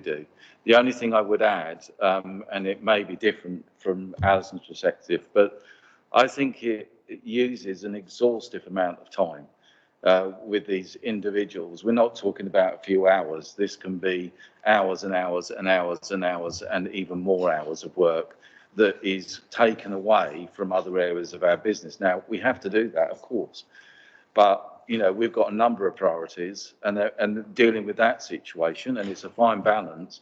We may have missed a few other people that do need that level of intervention and attention. That's not to in any way devalue the contact or say that they haven't got a genuine reason for contacting. We take it seriously, but it challenges the services and the way we deal with it. But we've just got the 1 or 2 cases. Thank you, Chair. Thank you very much. Kirk, I'm sorry I didn't allow you time to speak on the previous item. Is there anything you wanted to add from the Trust's perspective? Because I know you've done an awful lot of work on right to speak, etc. Well, thank you, Chair. There wasn't anything specific, but excuse me, I think I would echo colleagues' views that it is important that people are able to raise concerns and or complaints. And I know Lois would agree with me that the Trust has plenty of avenues for people to do that, and we've been working very hard with our clinical colleagues to enable people to do that, and we've seen over the last couple of years an increase in the amount of people who feel able to do that. So that's not to say we've got it cracked and that we're complacent about it, because we need to do more. But we're certainly seeing more people able to raise concerns through the various routes that we have. I think Lois would like to come in and add. Thank you, Kirk. Lois. Thank you, Chairman. Yes, the patient experience team falls within my remit, so I'm very pleased to mention very briefly two projects that we have in hand to help address issues of this nature. One is that the Trust is participating in a pilot being run by the Parliamentary and Health Service Ombudsman to improve customer care generally and complaints handling in particular, to ensure that we do genuinely make the most of feedback and use it effectively. And the second is that we have identified communication in all of the types, including those that Cherry mentioned, as a quality improvement project for the whole Trust, to make sure that we can tackle those issues at source rather than on an individual basis. Thank you. Thank you very much for that. It is very, very important that people's voices are heard. And of course, there are those people that don't want to say anything, and they just put up with it, and we never hear from them. And those are the people that I think we need to focus on drawing them their issues out. Sherry, quickly.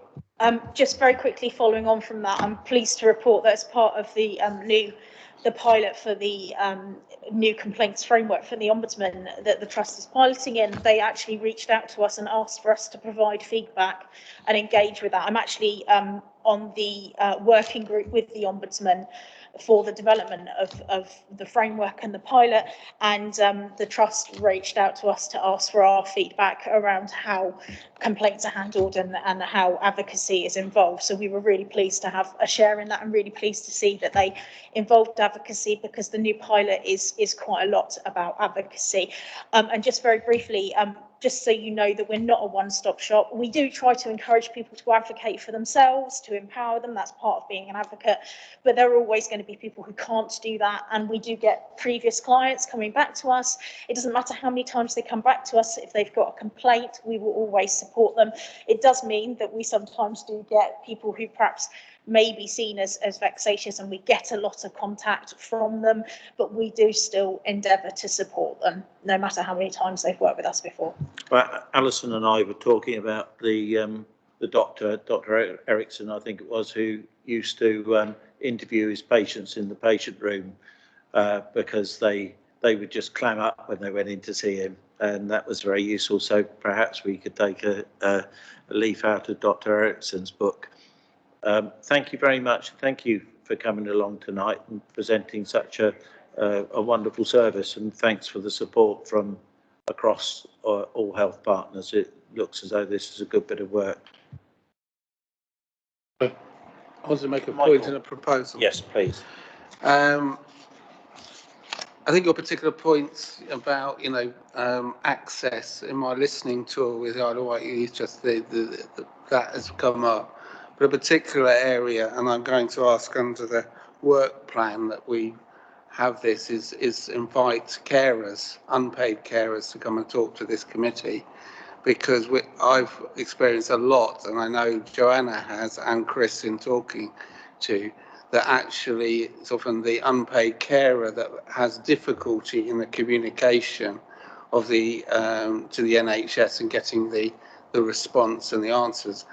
And out of talking to about 100 people that I have over the last few periods, last few weeks and everything, a lot, the one that comes up is really the carers, unpaid carers to that. To help you, my proposal is to propose to support the advocacy service by promoting your service along with Healthwatch to all the councillors, not only on the Isle of Wight Council, but all the town and parish councils, because that is a huge network, And I think many of them won't know of your service, and they won't know the sort of contact of that. So if we can actually propose that we will get that information to all those networks, so all those councillors, because we've all got mailing lists, they're all there, actually get information about the service, you're getting that at grassroots, and that could perhaps help you. So that would be fantastic. As part of the strategy, we've reached out to them all already, but not all of them have come back to us. So you might find a little bit of cross, you might get them and they'll say, oh no, we're doing that already, but not all of them have come back to us. So when you do, if they want posters, if they want leaflets, if they want referral forms, we can supply that. We've got information to go on Facebook posts, we've got information that can go on their websites. All they need to do is contact me. Paul, if you wouldn't mind sharing my contact details. And that's something I would say. We have a professional referrals form. It's very long and, you know, it is really useful, but services are very busy. If people are happy to give me the name and the contact detail of the person who needs help with their consent, of course, I'm happy to do the referral, because I'm aware also, particularly for people with mental health difficulties and carers, picking up the phone, having to make that call again, sometimes it's just too much. So I'm happy to cut out all that legwork for the patients and their carers, really. So let me know if anybody needs anything, and I will send everything to everyone who needs it, and I'm just so grateful. Thank you. Thank you very much. Right, we'll move on to the next item. Sorry, I put a proposal. Sorry, Michael. Claire wants to second it. Claire wants to second it. And can we vote on the proposal? Those in favour? We're unanimous. Well done. Clarify, that's about the carers as well, is it? Yeah. No, it was, my actual one was proposed to support the advocacy service, promoting the service to all councillors in Isle of Wight Council and Town and Parish Council. Right, now we'll move on to item 7, which has got quite a sizable report, and I guess Mark's going to take us.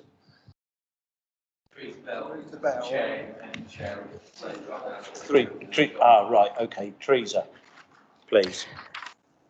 Thank you very much. Thank you very much for inviting me along this evening to present the report. I'm getting feedback on my speaker, so that's better. So I'm Teresa Bell, and I'm the independent chair of the Isle of Wight Safeguarding Adults Board, and I've been privileged to be chairing the board now for 2 years. The Safeguarding Adult Board, all Safeguarding Adult Boards have a statutory function. So within the Care Act 2014, Safeguarding Adults Boards were established as having a statutory function, primarily to seek assurance. So my role as independent chair is to work with the partners on the board to understand how people are safeguarded on the island, how we might do more preventative work together, and how we aim to improve services and achieve improvements in services to ensure that safeguarding standards are as high as they possibly can be. So very briefly, that's what Safeguarding Adults Boards are about. The partnership on the island, I'm really pleased to say, is very vibrant and dynamic, and we have some hugely committed partners. The core partners on the boards have to include adult social care, police and the NHS. But in addition to those core statutory partners, we have a really good range of members from both the voluntary and independent sectors, as well as the statutory sector.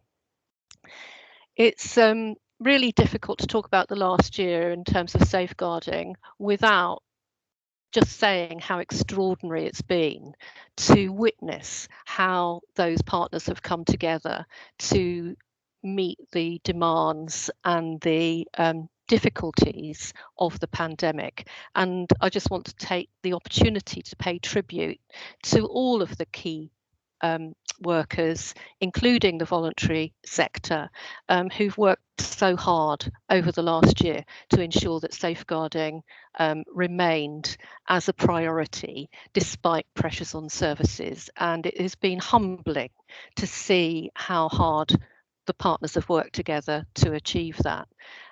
We met as a board very regularly, even more frequently during the earlier stages of the pandemic, just to ensure that everyone was clear about what the additional pressures and difficulties might be, so that they could be mitigated as far as possible. So I was meeting weekly at one stage with the core partners. We met monthly as a board, a small board, to focus primarily on the response to the pandemic. So this year, I mean, like everyone else's, has been taken up hugely with thinking about how we respond to the pandemic. But despite those additional pressures, what I'm really pleased to be able to report through this annual report is how there's been such good improvements in safeguarding services. And we had a report at our last board, which you have with you as part of our annual report, which details how safeguarding adults referrals are being taken on and addressed in ways that are very positive, including much more adherence to making safeguarding personal principles. So there's some really good results in there, which is, all the more commendable given the demands of the last year.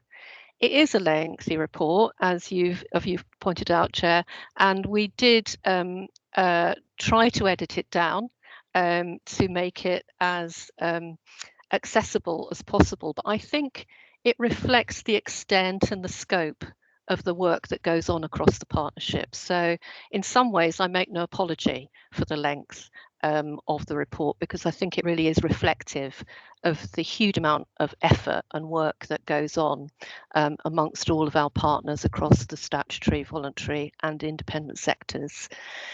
My thanks to everyone who does so much to ensure that ambitions for safeguarding on the island can be achieved, and who works so honestly and openly through this board to identify where areas might be improved, and who are willing to keep working so hard in partnership in order to be able to achieve better outcomes. So that's all I have to say as by way of introduction, but of course I'm very happy to take any questions. Thank you.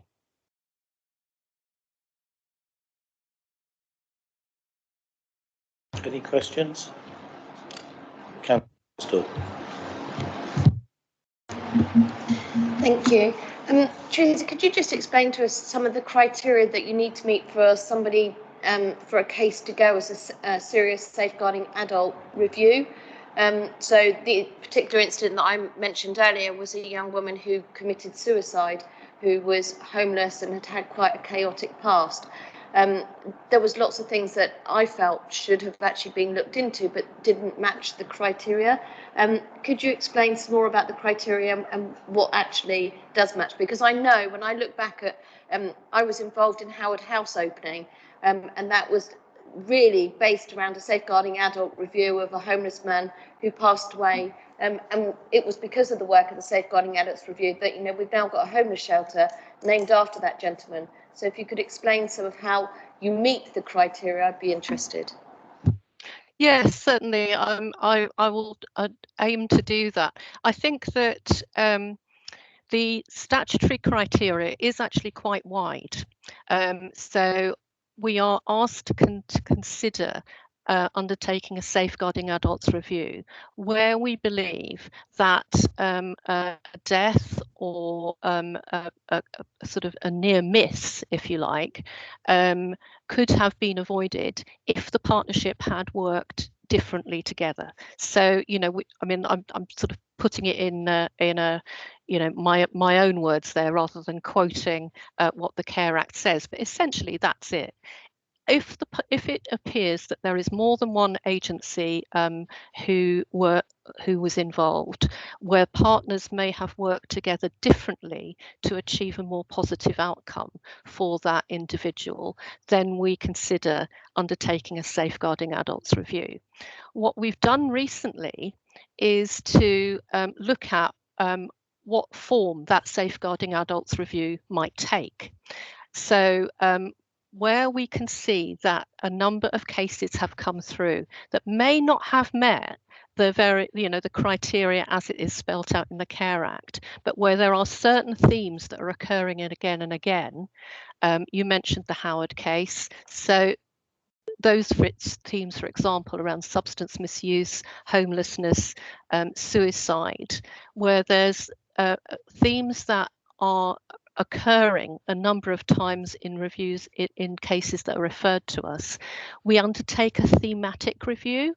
So although we're not describing it as a safeguarding adults review, essentially we're commissioning still a reviewer to look at a number of cases and draw out those themes for us.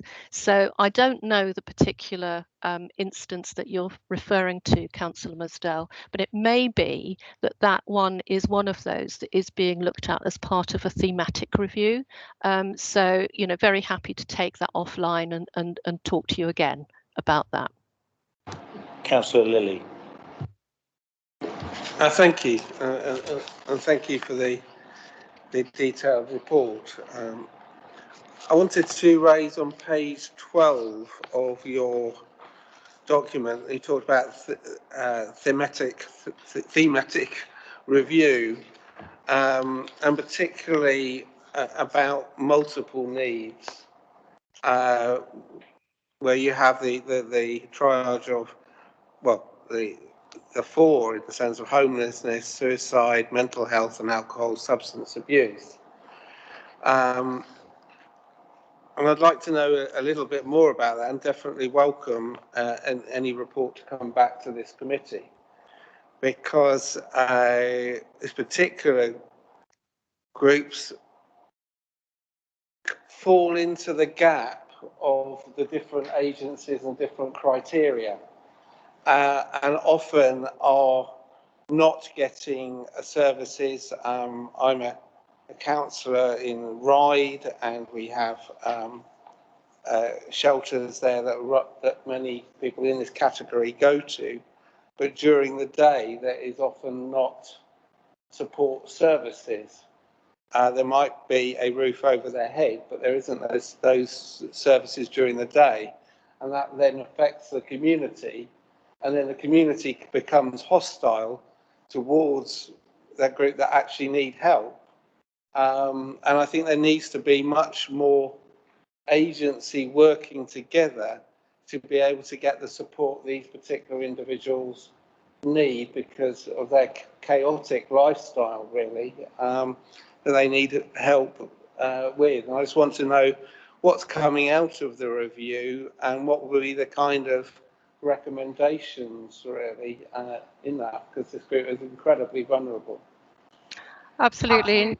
Thank you. I mean, everything that you've just said is behind the reason for us commissioning the thematic review. So we're very aware that it may be that there are individuals who are falling through gaps in services, or who may be finding it difficult to access services because of their particular set of circumstances.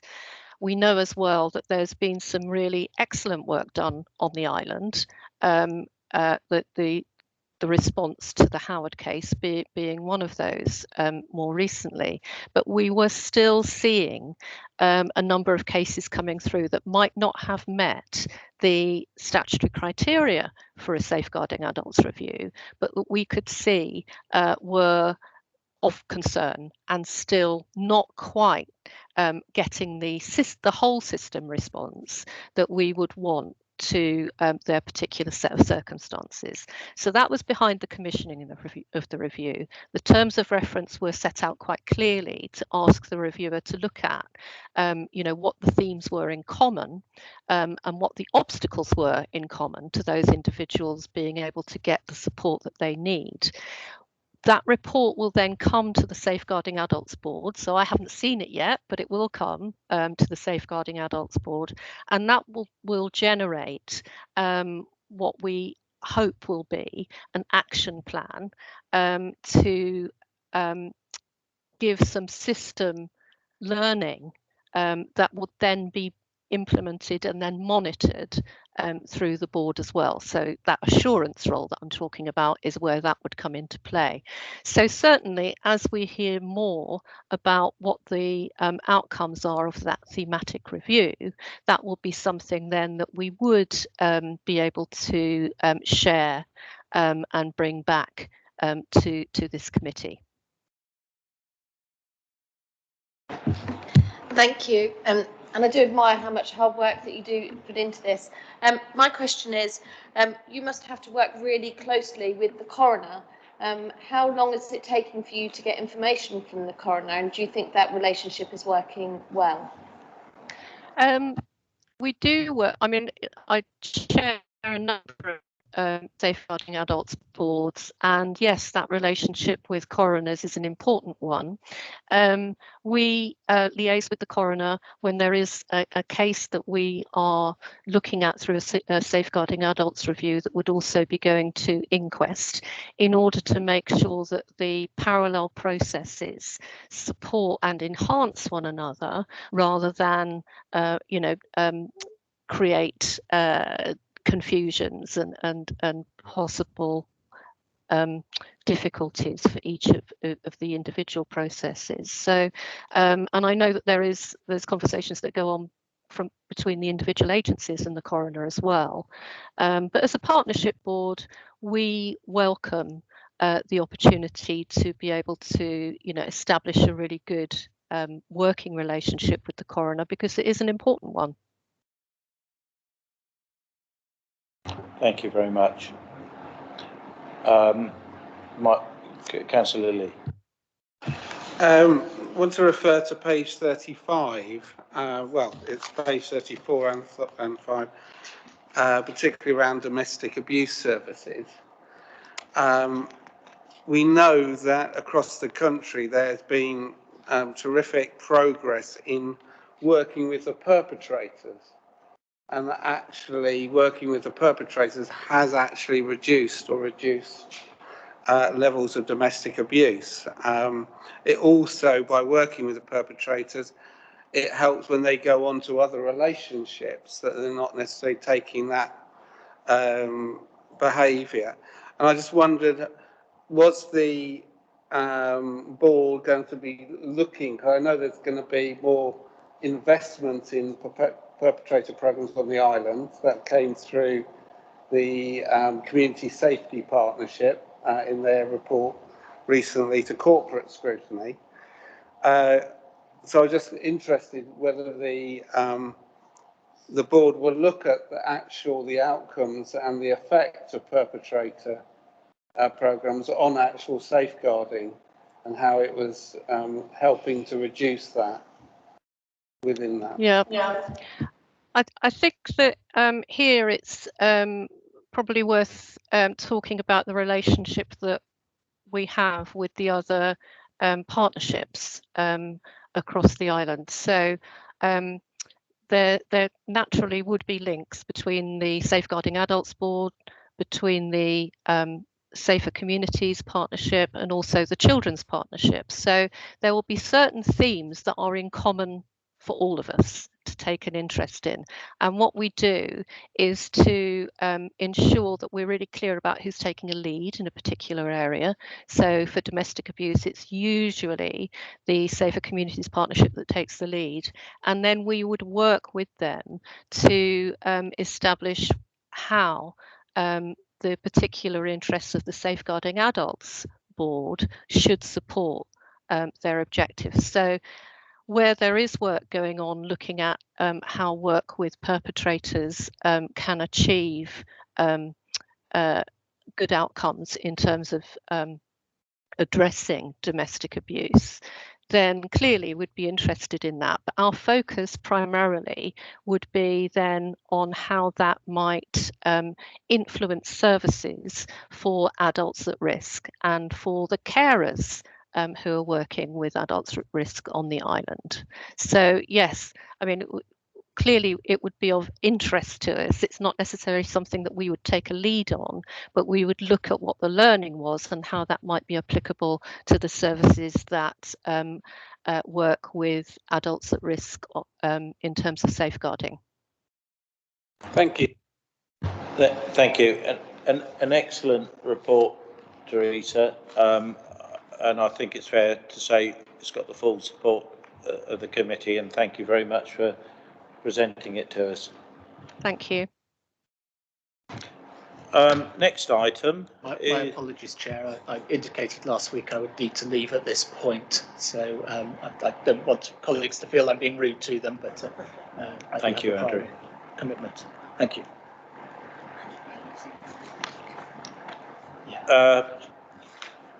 The Care Quality Commission inspection report from St Mary's. This is an excellent bit of news, and something that I've noticed with the trust, particularly in recent years, is its openness regarding deficiencies that it's identified. Who's going to speak on this? Is that you, Lois? Yeah. And in particular, with these papers, you have been very upfront about areas that didn't do so well in the trust, and perhaps you'll just update us on what you're doing about those. And thank you very much. Thank you, Chair. Yes, absolutely. The inspection that happened in June this year is the culmination of a long programme of regular engagement with the CQC, meetings, information provision, interviews and so forth. 11 of our services were inspected. We were a little disappointed that a number of our bigger services couldn't be inspected, particularly the emergency department, maternity, and particularly our ambulance service, and that was due to capacity in the CQC, but we are actively encouraging the CQC to come back to look at those services again. The well-led inspection that we've referenced there is very focused on the Trust's leadership and the board. Very pleased that our position is now good across all of the domains, as indicated there, and particularly that so many of our services jumped not one category but two. We're particularly pleased that none of the departments that were previously requires improvement have failed to make the improvements that were required. The must-do items that I've referenced on the second page of the report are progressing at pace. You will see, as I think you've indicated, Chairman, the submission that we sent back to the CQC on the Appendix 2 to the report, setting out what we were going to do to address those must-do items. Certainly, we haven't limited the one about risk assessments on Osborne ward specifically to Osborne. The processes that we've put in place to tackle the problem on Osborne ward have been applied to all of our departments so that we can be sure that we are conducting and recording and responding to risk assessments in all areas more effectively. That's working very well, and the audit programme, which helps us to identify individual areas of practice where performance isn't everything it should be, is helping us to target our support, encouragement, requirements as required, as appropriate. The health-based place of safety, we've been very fortunate to get some very good support from colleagues at Solent who've given us support and advice. We've also taken advice directly from the CQC on how we can improve and adapt our existing facility to make it fit for purpose. The principal problem is to do with the access down to the health-based place of safety. The CQC was concerned that if there were to be one or two members of staff necessary to escort somebody to the place of safety, and there was any resistance or friction or any sense of a scuffle, that's maybe not the right word, but that it might be a very confined area in which for that incident to happen. Pleased to say we've never had an incident of this nature, but we remain alert to the possibility. The plans to develop the health-based place of safety have now been drawn up and our funding is approved, so we are commissioning the commencement of work very shortly. We expect to have the new facilities in place by the end of the financial year. And we obviously need to make arrangements for how we will provide a health-based place of safety while the works are carried out, but that's all part of the plan to get the works developed safely and responsibly. The clinical psychology service item is very much the flavour of how services across the country are being challenged. It's very difficult to attract and recruit and retain clinical psychologists. So I think what you will see there is a very innovative, creative approach to how else we support people while they are waiting. The feedback we had from the CQC that the length of wait, people were kept safe while they were waiting because of the way that we conduct risk assessments and prioritisation, but that there were reduced outcomes and a poor patient experience because of the length of that wait. So we have put in place a number of alternative approaches to employing immediately fully qualified clinical psychologists, and we've also created a number of platforms using technology and other ways to connect people to other types of service and support that could help them while they're waiting. So we are due to seek assessment of some of those new approaches once they've been up and running for about 6 months or so, to make sure that they are delivering the impacts that we wish them to deliver. But otherwise, that's a very brief update on those 3 must-dos. The should-do items we review through divisional boards where they are relevant to particular divisions, or through our regular engagement meetings with the CQC where they are trust-wide issues. Some of them are very, very specific. People should lock the notes cupboard when they're not using it. Some of them are much, much broader and more difficult to address and identify, and so we're having to take a much more creative approach to them. So there's real variety in the things that the CQC has asked us to look at in more detail. Chairman, I will stop there and happily take any questions that you and your colleagues have. Thank you very much. Any questions? Councillor Lilly. Well, I think a particular point, because this is quite incredible. If you go back to 2016, there were a number of services that were inadequate, and they were repeating inadequate even up to nearly 18 months ago. And now you see good overall. I have a particular knowledge of the mental health services, and did a lot of work with Health Watch in that regard. And to see good in those services that were inadequate, and actually the reasons for being put into special measures and side, needs huge praise. I was a big critic previously, and I do believe, you know, you need to praise and be on that. So congratulations to all the staff in the NHS that actually got to that level. That is fantastic. What I would like to know, and you might need to provide this information, is how do we move some of those services from inadequate completely now to good?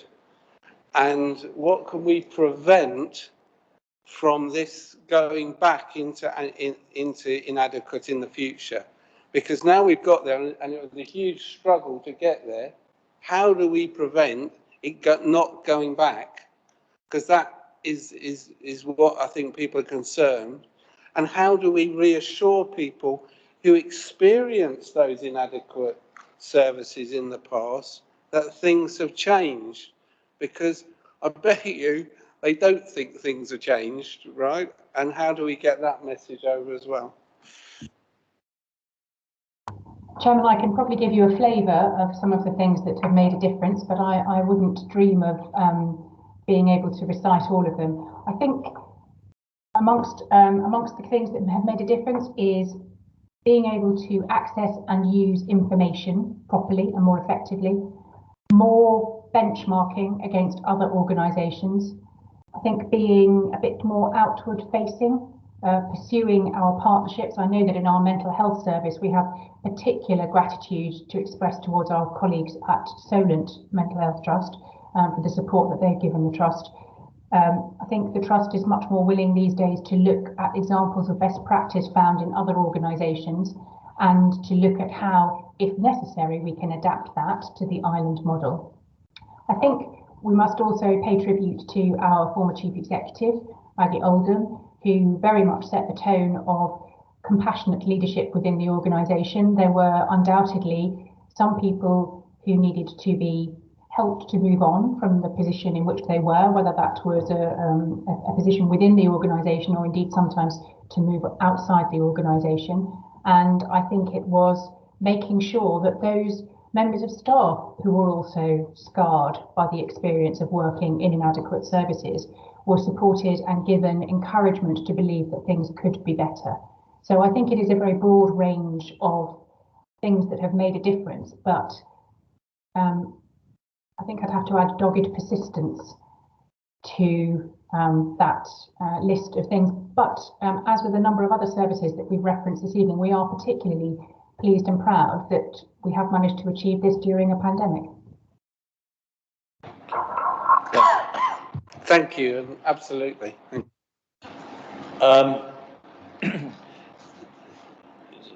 Something that people have expressed frustration on, and I know that it's, I think Councillor Mosdell's actually going to speak on it. So, Councillor Mosdell. Thank you. We're talking about visiting. Yes. So I think Councillor Robinson's got something to mention as well, and I don't want to take. Firstly, I think you've done an amazing job, and to have raised the standards to it.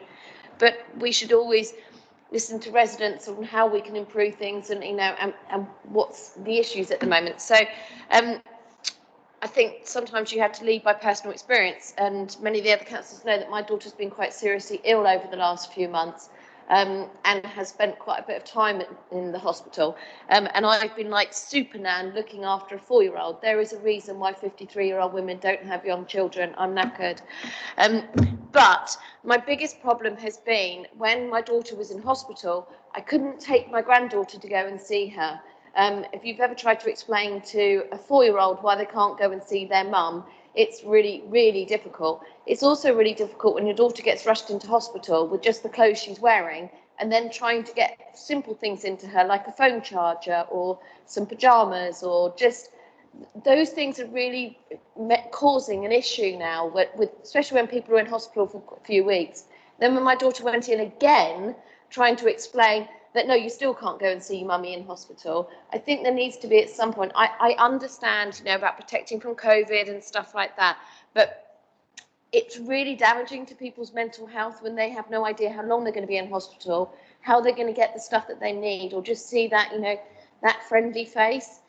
We got to the point that it just is so distressing not being able to actually go through the doors and see one of your loved ones who's unwell. And my daughter's 26. I would hate to think what would happen if my 80-year-old mother was in hospital and I couldn't go and see her and give her that support that she needed. So I think that is really causing an issue for Island residents now, and I'd like to know when that's going to change. Can Councillor Robinson add something first before you answer that question, please? Thank you. Yeah, again, it was a personal experience, but with wider issues, and that's that when you try and enter the hospital, you're met with security guards. So my experience with my young son just turning 3, trying to get to A&E with my wife, and we came in and we were met with security guards and told, sorry, both parents can't come in. When we asked why, obviously it was due to COVID restrictions, and then we're told we can do shifts with your child. Father can come in for 15 minutes and swap over, which then completely negated the COVID argument that both of us could be in A&E during the afternoon, but not at the same time. It also made me think what others would feel met with security. Two men with security written on the front of them in masks. You couldn't even see what they looked like. They were not impolite. There was nothing wrong with the way they carried on. But it's a particularly unwelcoming front door of the hospital and no clinical staff member there present as well, perhaps a healthcare assistant or a nurse with a clear visor who might be empowered on occasion to make an exception to that rule, particularly in relation to A&E and young children. Thank you. So I think the question is when will normal visiting be resumed, and is there anything that can be done to accommodate people's concerns when their loved ones are in hospital? Chairman, thank you. We have hoped to introduce booked visiting slots in the next couple of weeks, but thanks to the most recent announcement, that is on hold while we would determine whether the restrictions need to remain in place longer. Our position is very much driven by national guidance. It is driven by the prevailing rates in the local community, but also other factors, including our staff sickness rates and the number of people in the hospital and the level of their illness. We do allow visiting for particularly vulnerable groups, and we have criteria that explain those circumstances. It includes visiting child patients, and it includes visiting those who are receiving end-of-life care or other particularly vulnerable groups. So we are able to facilitate visiting in some circumstances. We do have a range or number, admittedly a relatively small number, but we do have a number of family liaison officers who are able to facilitate communication by iPad and FaceTime so that people can have communication and conversations with family members if they don't have their own mobile phone, of course.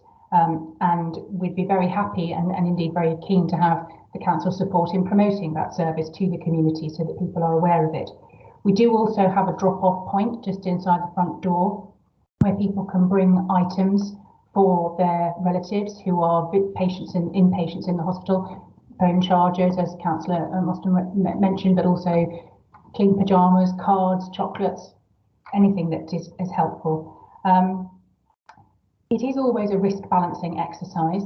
It is very important that we understand the psychological impact of withholding visits and preventing visits. It is a very difficult balance to strike. We are aware of it. We have had an increase in complaints, absolutely, about that and about communication, because if family members aren't coming in and able to chat on the ward and speak to ward staff, the opportunities for important messages to be conveyed are reduced. So the trust is very keen to reintroduce visiting, but it has to be balanced, it has to be safe. One of the reasons that we restrict two parents from going in at the same time is the social distancing issue and crowding. We need to keep the numbers of people at any one time in the department as small as possible so that we can prevent the need for people to come into too close proximity with one another. If you're in a small cubicle, there's a patient, there are two parents, there are one or two clinicians in there, it is very difficult to maintain social distancing. I am aware that using security guards could be perceived as intimidating, and we are sorry it's not intended to be. We don't have the clinical staff spare to attend at the front door. We are struggling with staffing in a number of areas. Our own sickness rate amongst staff is increasing. Part of that is from increasing rates of COVID, although huge majority of our staff are vaccinated. But there are other illnesses and conditions that are being exacerbated by exhaustion and tiredness and the prolonged pressure that's being on the service. So we are finding it very difficult to spare clinical staff for things like mat staffing the front door. As I say, we do have exceptions to people who cannot wear a mask, and we do permit people in. We do have also, or we seek to try, obviously somebody will be able to come up with an example of when we weren't able to achieve it, but to have clear visors available for members of the public to use as well, and we seek to offer those where it's necessary.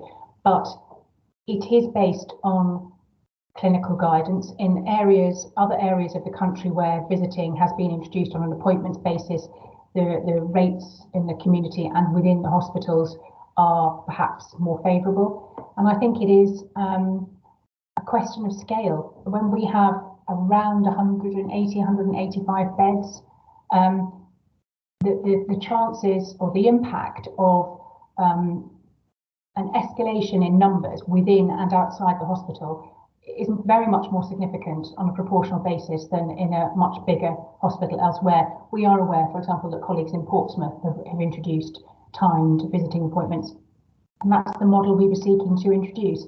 But I think in light of the most recent guidance, we need to reflect on whether that is the right thing to do. If we can, we will introduce it because we are well aware of the problem it's having for members of the public and our staff.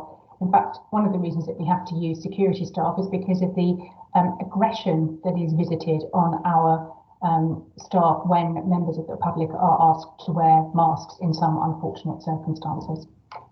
Thank you, Chair. Thank you very much.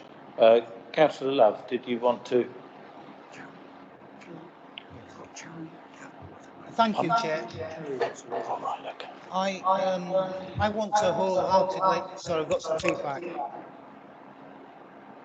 I want to wholeheartedly support Lewis and the NHS in the work that they're doing. It is absolutely essential that we follow the guidance, as you've said, and despite some people's uncomfortableness in that, it needs to be followed in order to protect the better good of everybody in society and those working in the hospital, as I've seen some of that aggression when I made a visit. You know, I couldn't visit my relative, not in your hospital, because was dying, and I had to accept that. And I'm surprised that some of the members here are suggesting that we lift that guidance in order to make it better for their own personal interest, when in actual fact what we're trying to do is represent the entire island's best interests in doing so.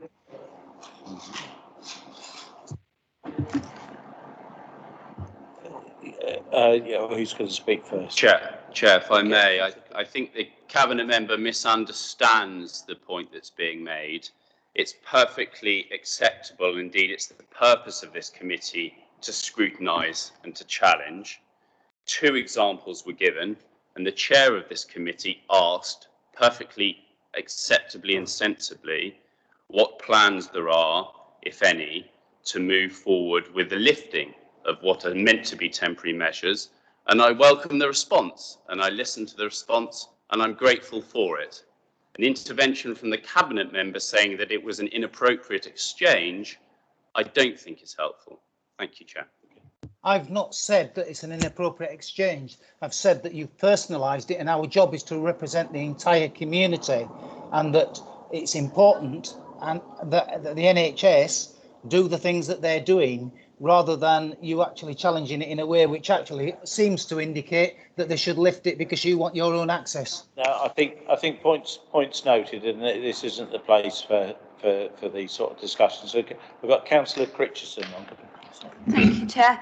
I just wanted to say that I've had experience recently at the hospital, and I've used the drop-off points for taking in pyjamas, phone chargers, and that's worked really well because I had an elderly friend that needed those things in the middle of the night and all sorts, and that's worked really well. So I thank the people at the hospital that are there all the time taking those.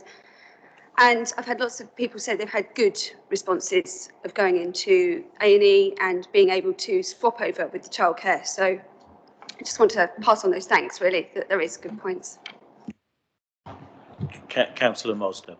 Thank you. And I completely concur with Councillor Robertson that we did this, the point of this committee is to actually raise, questions and ask valid questions of the trust when they're available. I actually find it really insulting what Councillor Love said.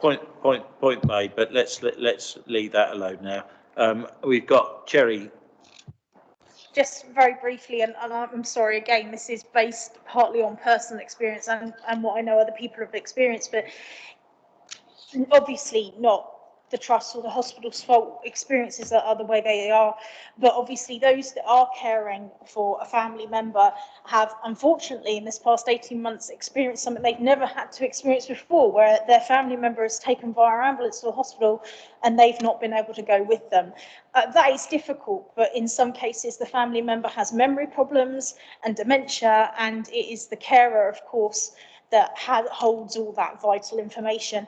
I know that when people were originally going into A&E 18 months ago, they were receiving COVID tests. I just wondered is there a facility, although I appreciate it could be difficult for the trust, for if a carer in those specific circumstances, obviously, could take a lateral flow test when they've arrived at the hospital to then be able to be there to explain to the doctors what the situation is. I don't know how feasible that would be. Alison, you want to? Yeah, I just wanted to support the key message here, which is there is guidance of provision, which states how we need to manage that. And that's relative to GP practices, to pharmacists, to dentists, and to hospitals. So whilst I absolutely understand why we're trying to find another way around, I think the national guidance is something that we need to follow because it's keeping us safe for now. And of course, as soon as we get any flexibility in any of those areas, and I'm supporting the trust here with their response, we will review that. And that goes across all health provision across the island. It is unfortunate and it is a sign of the times that we're in. And it's terribly sad, and we're all sorry for this, but it is national guidance. So I just wanted to make that point in support of the response from the trust, and to try and we could spend a lot of energy to try to find a way around, but the national guidance is the national guidance, and we will relax as soon as we can. Thank you very much for that intervention. It's an emotive subject, and it's a very human one as well, as we can see. But I think the question's been asked. It's been answered, and I think Councillor Lilly wants to make a proposal. Yes, I think we should thank the trust for this report. I propose that we accept the report and we ask the particular must-do requirements that are actually outlined are perhaps reported back at the next meeting, so we can actually monitor progress in those regard. And my last sort of part of my proposal is, I think the issue of carers is one that we should bring back to the committee and perhaps invite the Isle of Wight carers to come and actually talk to this committee, because I think it's been raised by Sherry, and it's definitely been raised by Isle of Wight Youth Trust, and definitely coming through my listening tour, that carers are feeling particularly excluded during this very difficult time, and I think we do need to listen to them. So that's my parts of my proposal. Michael, before you lose everybody, I'm happy to second that. And can we have a vote? Those in favour? It's agreed. Thank you.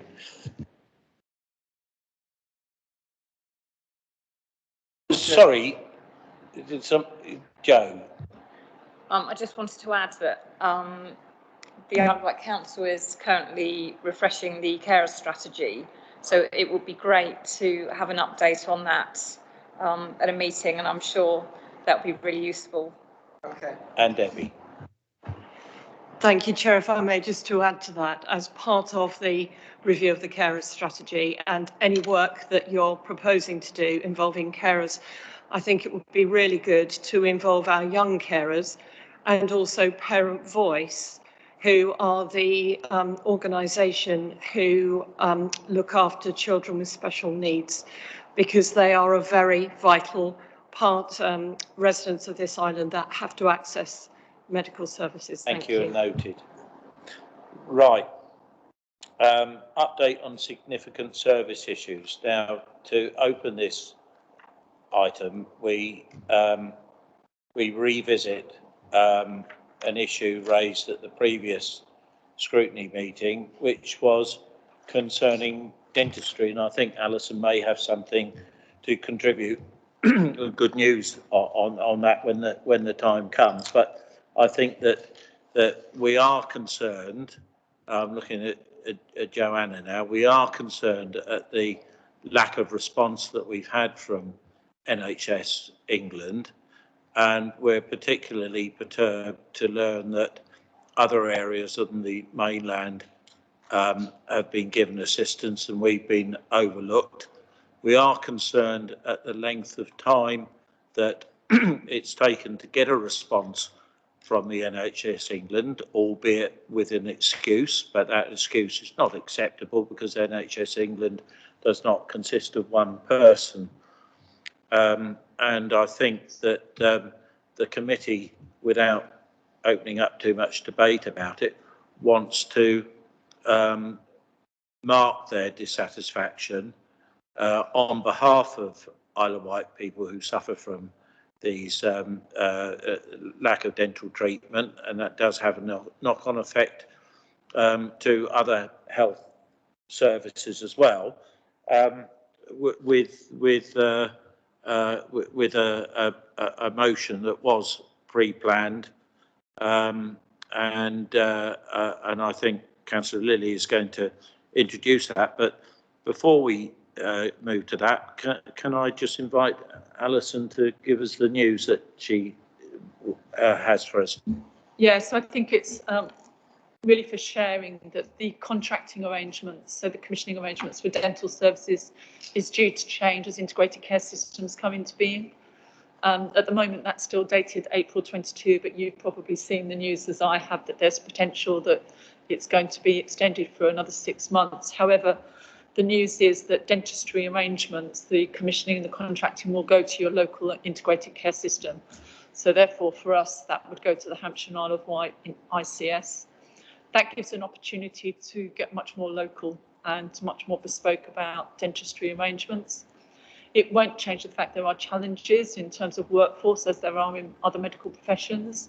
However, it does mean that we can have more local influence on those arrangements going forward. So I thought that was worthwhile sharing within this format.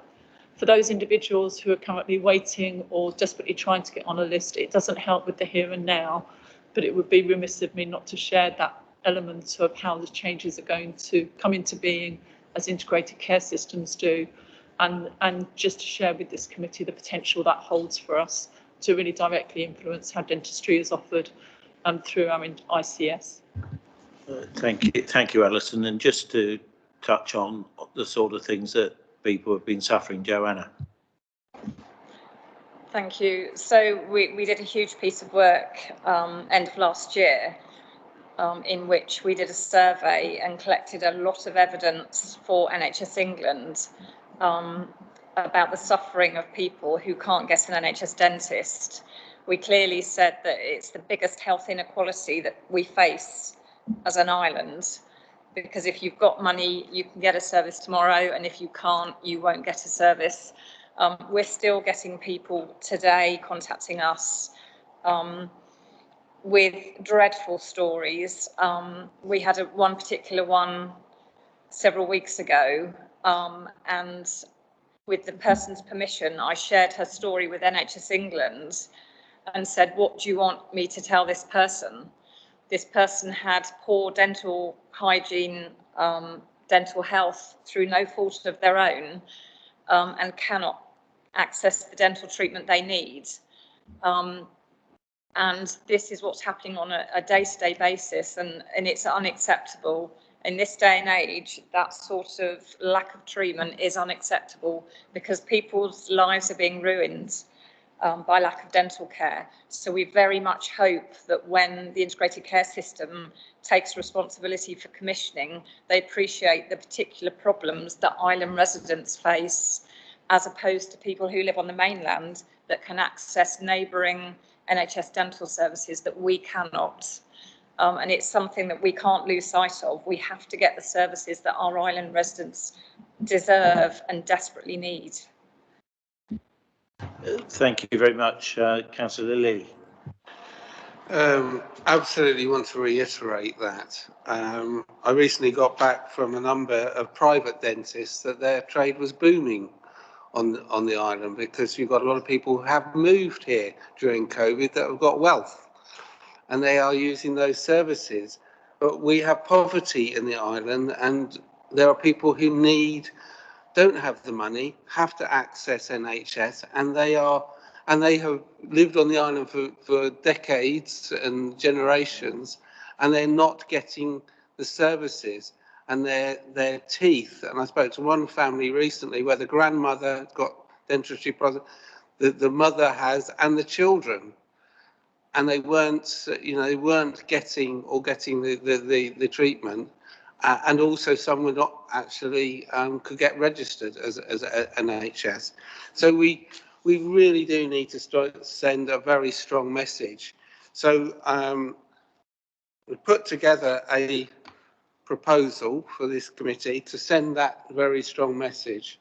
It says this committee has serious concerns that since the September meeting, where NHS England Improvement South East Dental Commissioner presented, they have not effectively responded to Health Watch Isle of Wight and the Isle of Wight Policy and Scrutiny Committee for Health and Social Care to the crisis of the Isle of Wight in lack of access to NHS dentistry.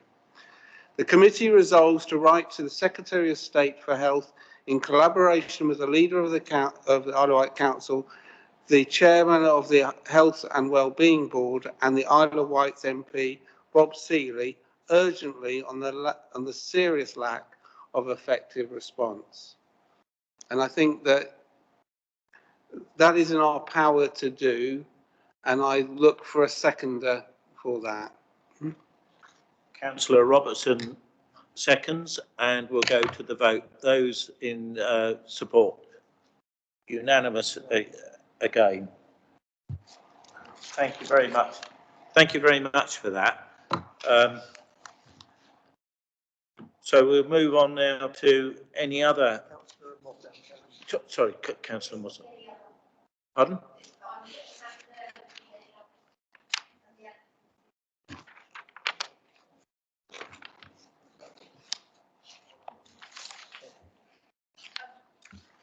Just a thought.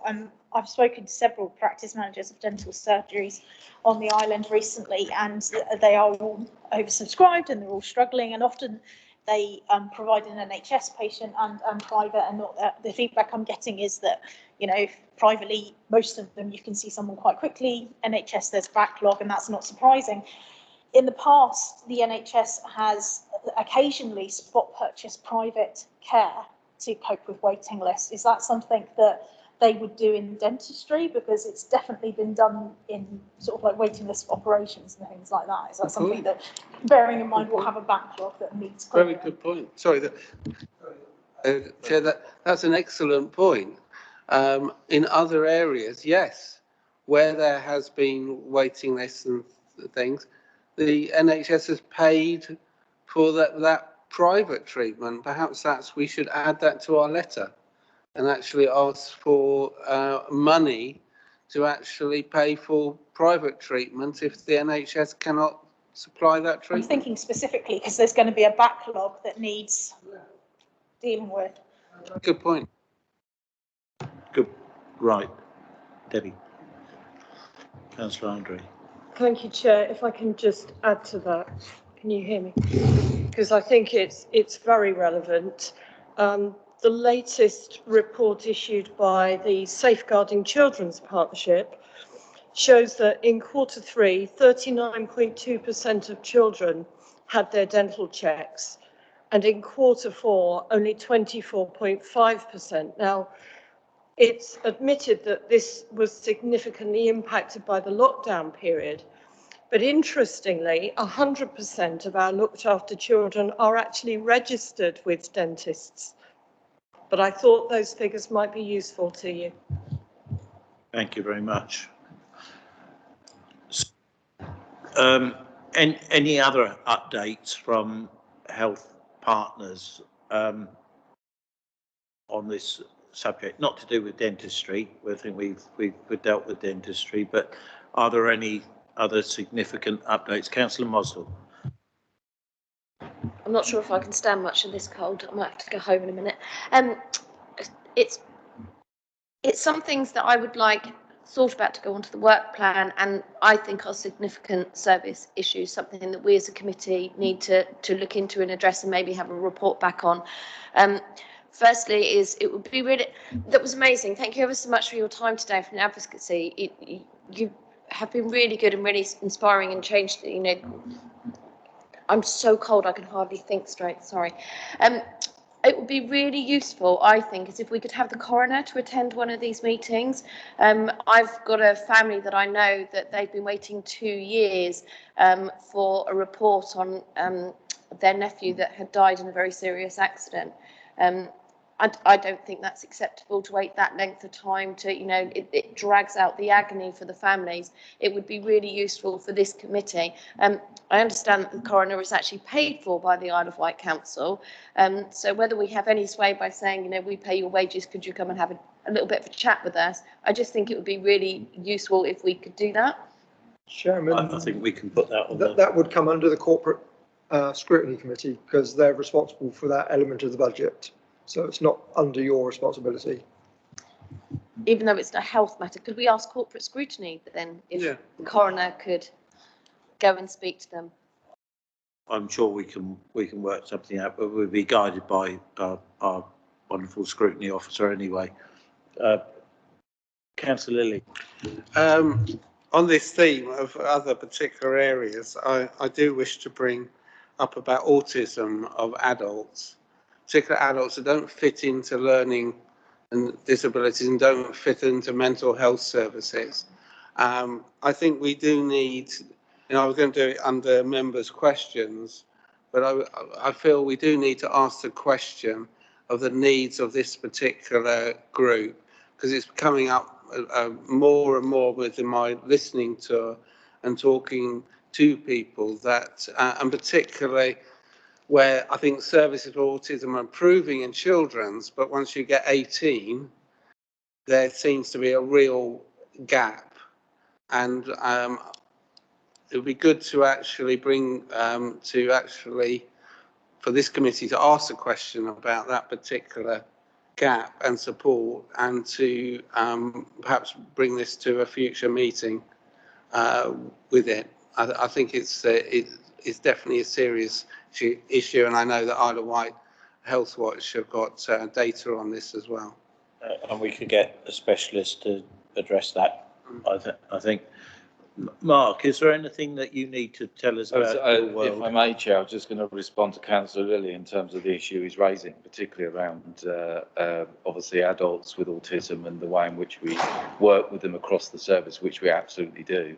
But, you know, we'd certainly want to be party to a report or some feedback of any description that not only picks the issue up in terms of numerical numbers, but also in terms of life experience and examples of how we support those individuals in different environments, because it's hugely challenging.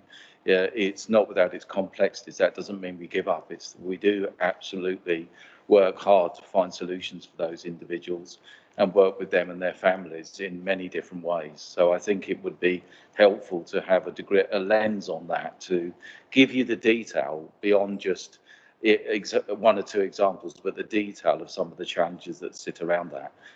And I would add also many authorities also have similar challenges in terms of not only just having a policy around how we work with people with autism, but also the reality of how we design services and support people with some of those challenging behaviours in a very person-centred way, which I believe we continue to do so. So I think I'd welcome the opportunity for that discussion.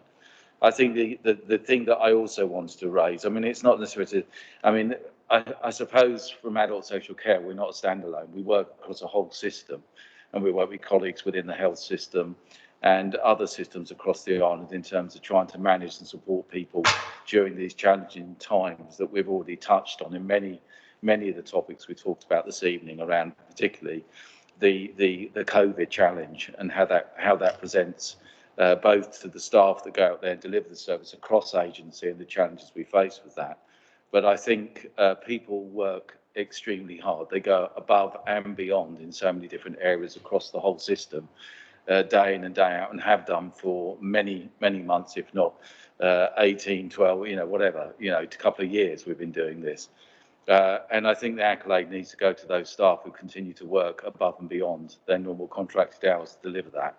There is a real strong partnership. There is a really strong connection between the different agencies. And I think whilst we've touched on things in terms of just generally some of the challenges across the system, one of the golden nuggets, if you like, is how we work together. and how we work hard, not just in terms of, well, this is a problem, we'll find a solution, but how we work consistently hard to deal with the challenges that are not going away fast and continue to challenge us.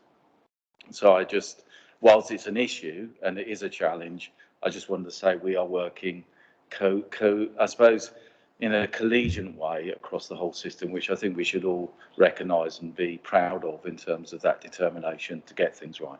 Thank you, Chair. No, I mean, just in that, and it would be good to catch up at another time. This funding that I've particularly been accessed through the Isle of Wight, with Isle of Wight Health Watch, to sort of, which I know is a sort of underspent, to actually target particular groups. One of the things we're looking at is giving some money towards having a seminar on autism and adults. And I think it'll be something that'll be good to continue that conversation with. Thank you.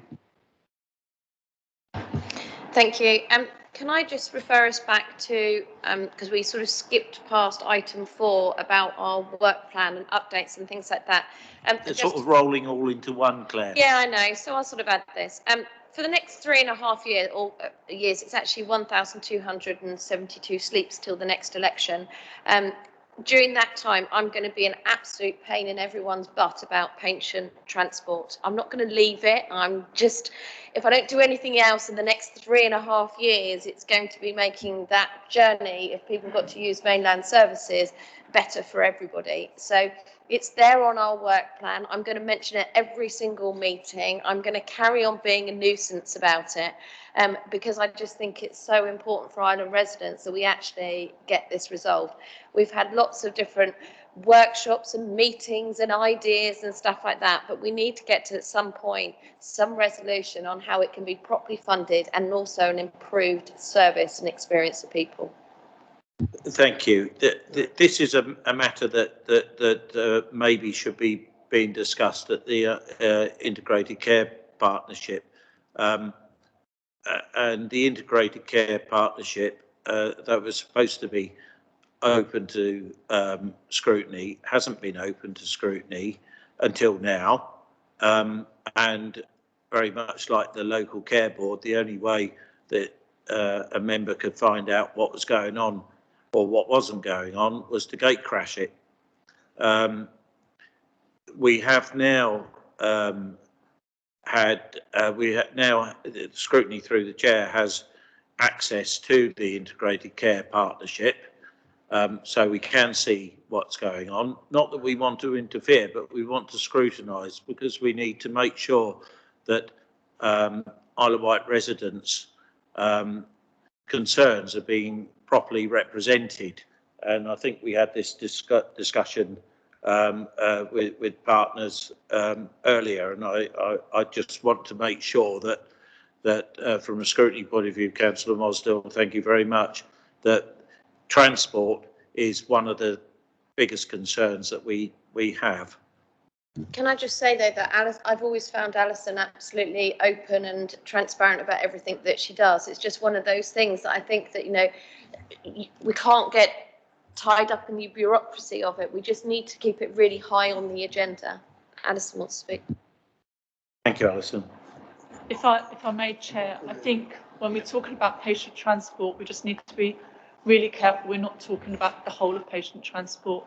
I think we're all aware of the excellent job that happens, that in an emergency, transport is facilitated, whether it's by hovercraft, by helicopter, and I wouldn't want us to think that we're putting people at risk, but there's another element, which is when you need care off island, but you are travelling yourself.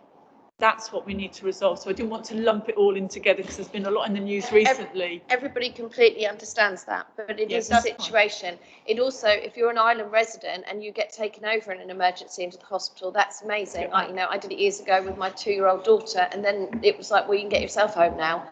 So it is that whole experience. Yes, nobody doubts that in an emergency, you will be got to the hospital and you will have an excellent service and treatment. But it's things like cancer travel, everything. That whole package needs to be looked at, and at some point we need to stop talking about it and actually resolve it. We have been discussing this with the trust, particularly with Kurt, but I see Kurt's gone now. Councillor Love. I sit here absolutely gobsmacked at Councillor Claire Mosdale, who cut the capacity, the hospital patient transport significantly when I was moaning about it 2 years when you took over. You're the ones that took the funding away. We're the ones that are defending it now. You took a huge amount of funding away from it. It was certainly a lot more than 60,000. And we are fighting for that. And I will give an undertaking. I'm speaking, Councillor Mosdale, not you. Shut your mouth. Be quiet. I'm speaking. I might start singing in a minute. I think the point is I was asked to speak. I was asked to speak, Chair, and she's cut in. I was speaking. You have your right to reply in a moment. The point is that I gave an undertaking, and we will continue to fund hospital patient transport throughout this. We're gonna move on. I know you're concerned about transport, but this isn't the place for personal remarks. But thanks anyway. It's hypocritical. Well, leave that for full council. There's, well, this isn't the committee for those sort of remarks, but thanks for your contribution anyway. Michael, did you want to say something? I just wanted to make a particular point that one of the current things with transport is it actually closes down quite early. You know, the last sort of boat, etc., is particular to places like Ryde. The passenger, the Wight, the fast cat stops at 8:30. And actually, recently I had a family that went over with someone to go to hospital and everything, and actually couldn't get back. Of that, had to actually wait to the last. Well, eventually had to the very late car ferry. We should actually be putting pressure on the ferry companies to return to normality of actually having late night, or up to 10:30. It's not terribly late, but actually if people are coming from things and everything, it's causing a lot of problems. And for people who are working, NHS workers that live in Portsmouth and side.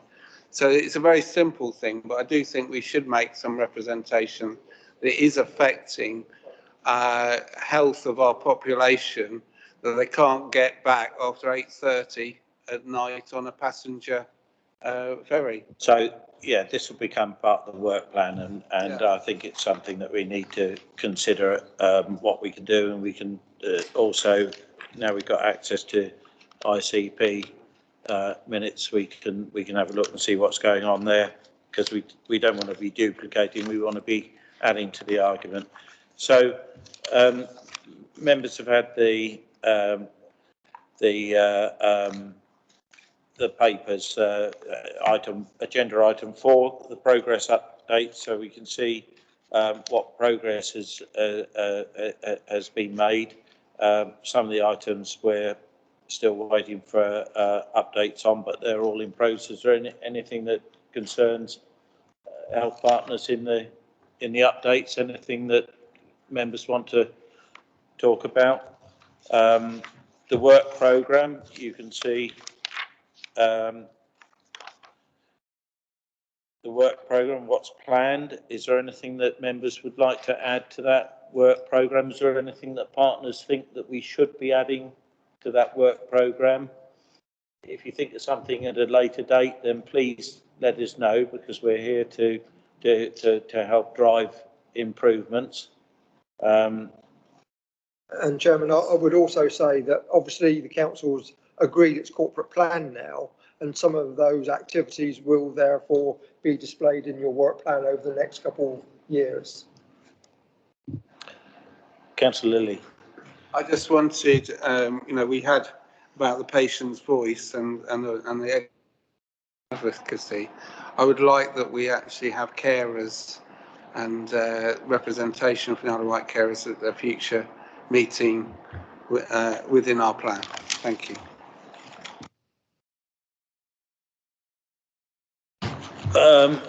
Members' questions. I think we've dealt with all that. Thank you very much to all concerned, including Councillor Love. Carl, did you want to come back and say something? No, Chairman, don't encourage it. No, it's not about, no, not coming back. I've got a question that's completely different. Yes, please. I wonder whether it needs to go on the work plan at some point. Obviously, there's a great deal of concern about the GP plan to move the GP practice in Newport, and I wonder whether if we need to actually have a broader discussion, because to me it's about accessibility. Surely that if it is going to be moved from where it currently is, surely a high street locality in Newport would be much better because of accessibility. Alison's nodding her head on that, and I think we can arrange a briefing on that, because you're right, it is a matter of concern, and I think there are things that we can be updated on which will give members some reassurance. I'm looking at Alison and she's nodding her head vigorously, so I take it that that's the case. So thank you for raising that, Carl. You've still got your hand up, by the way.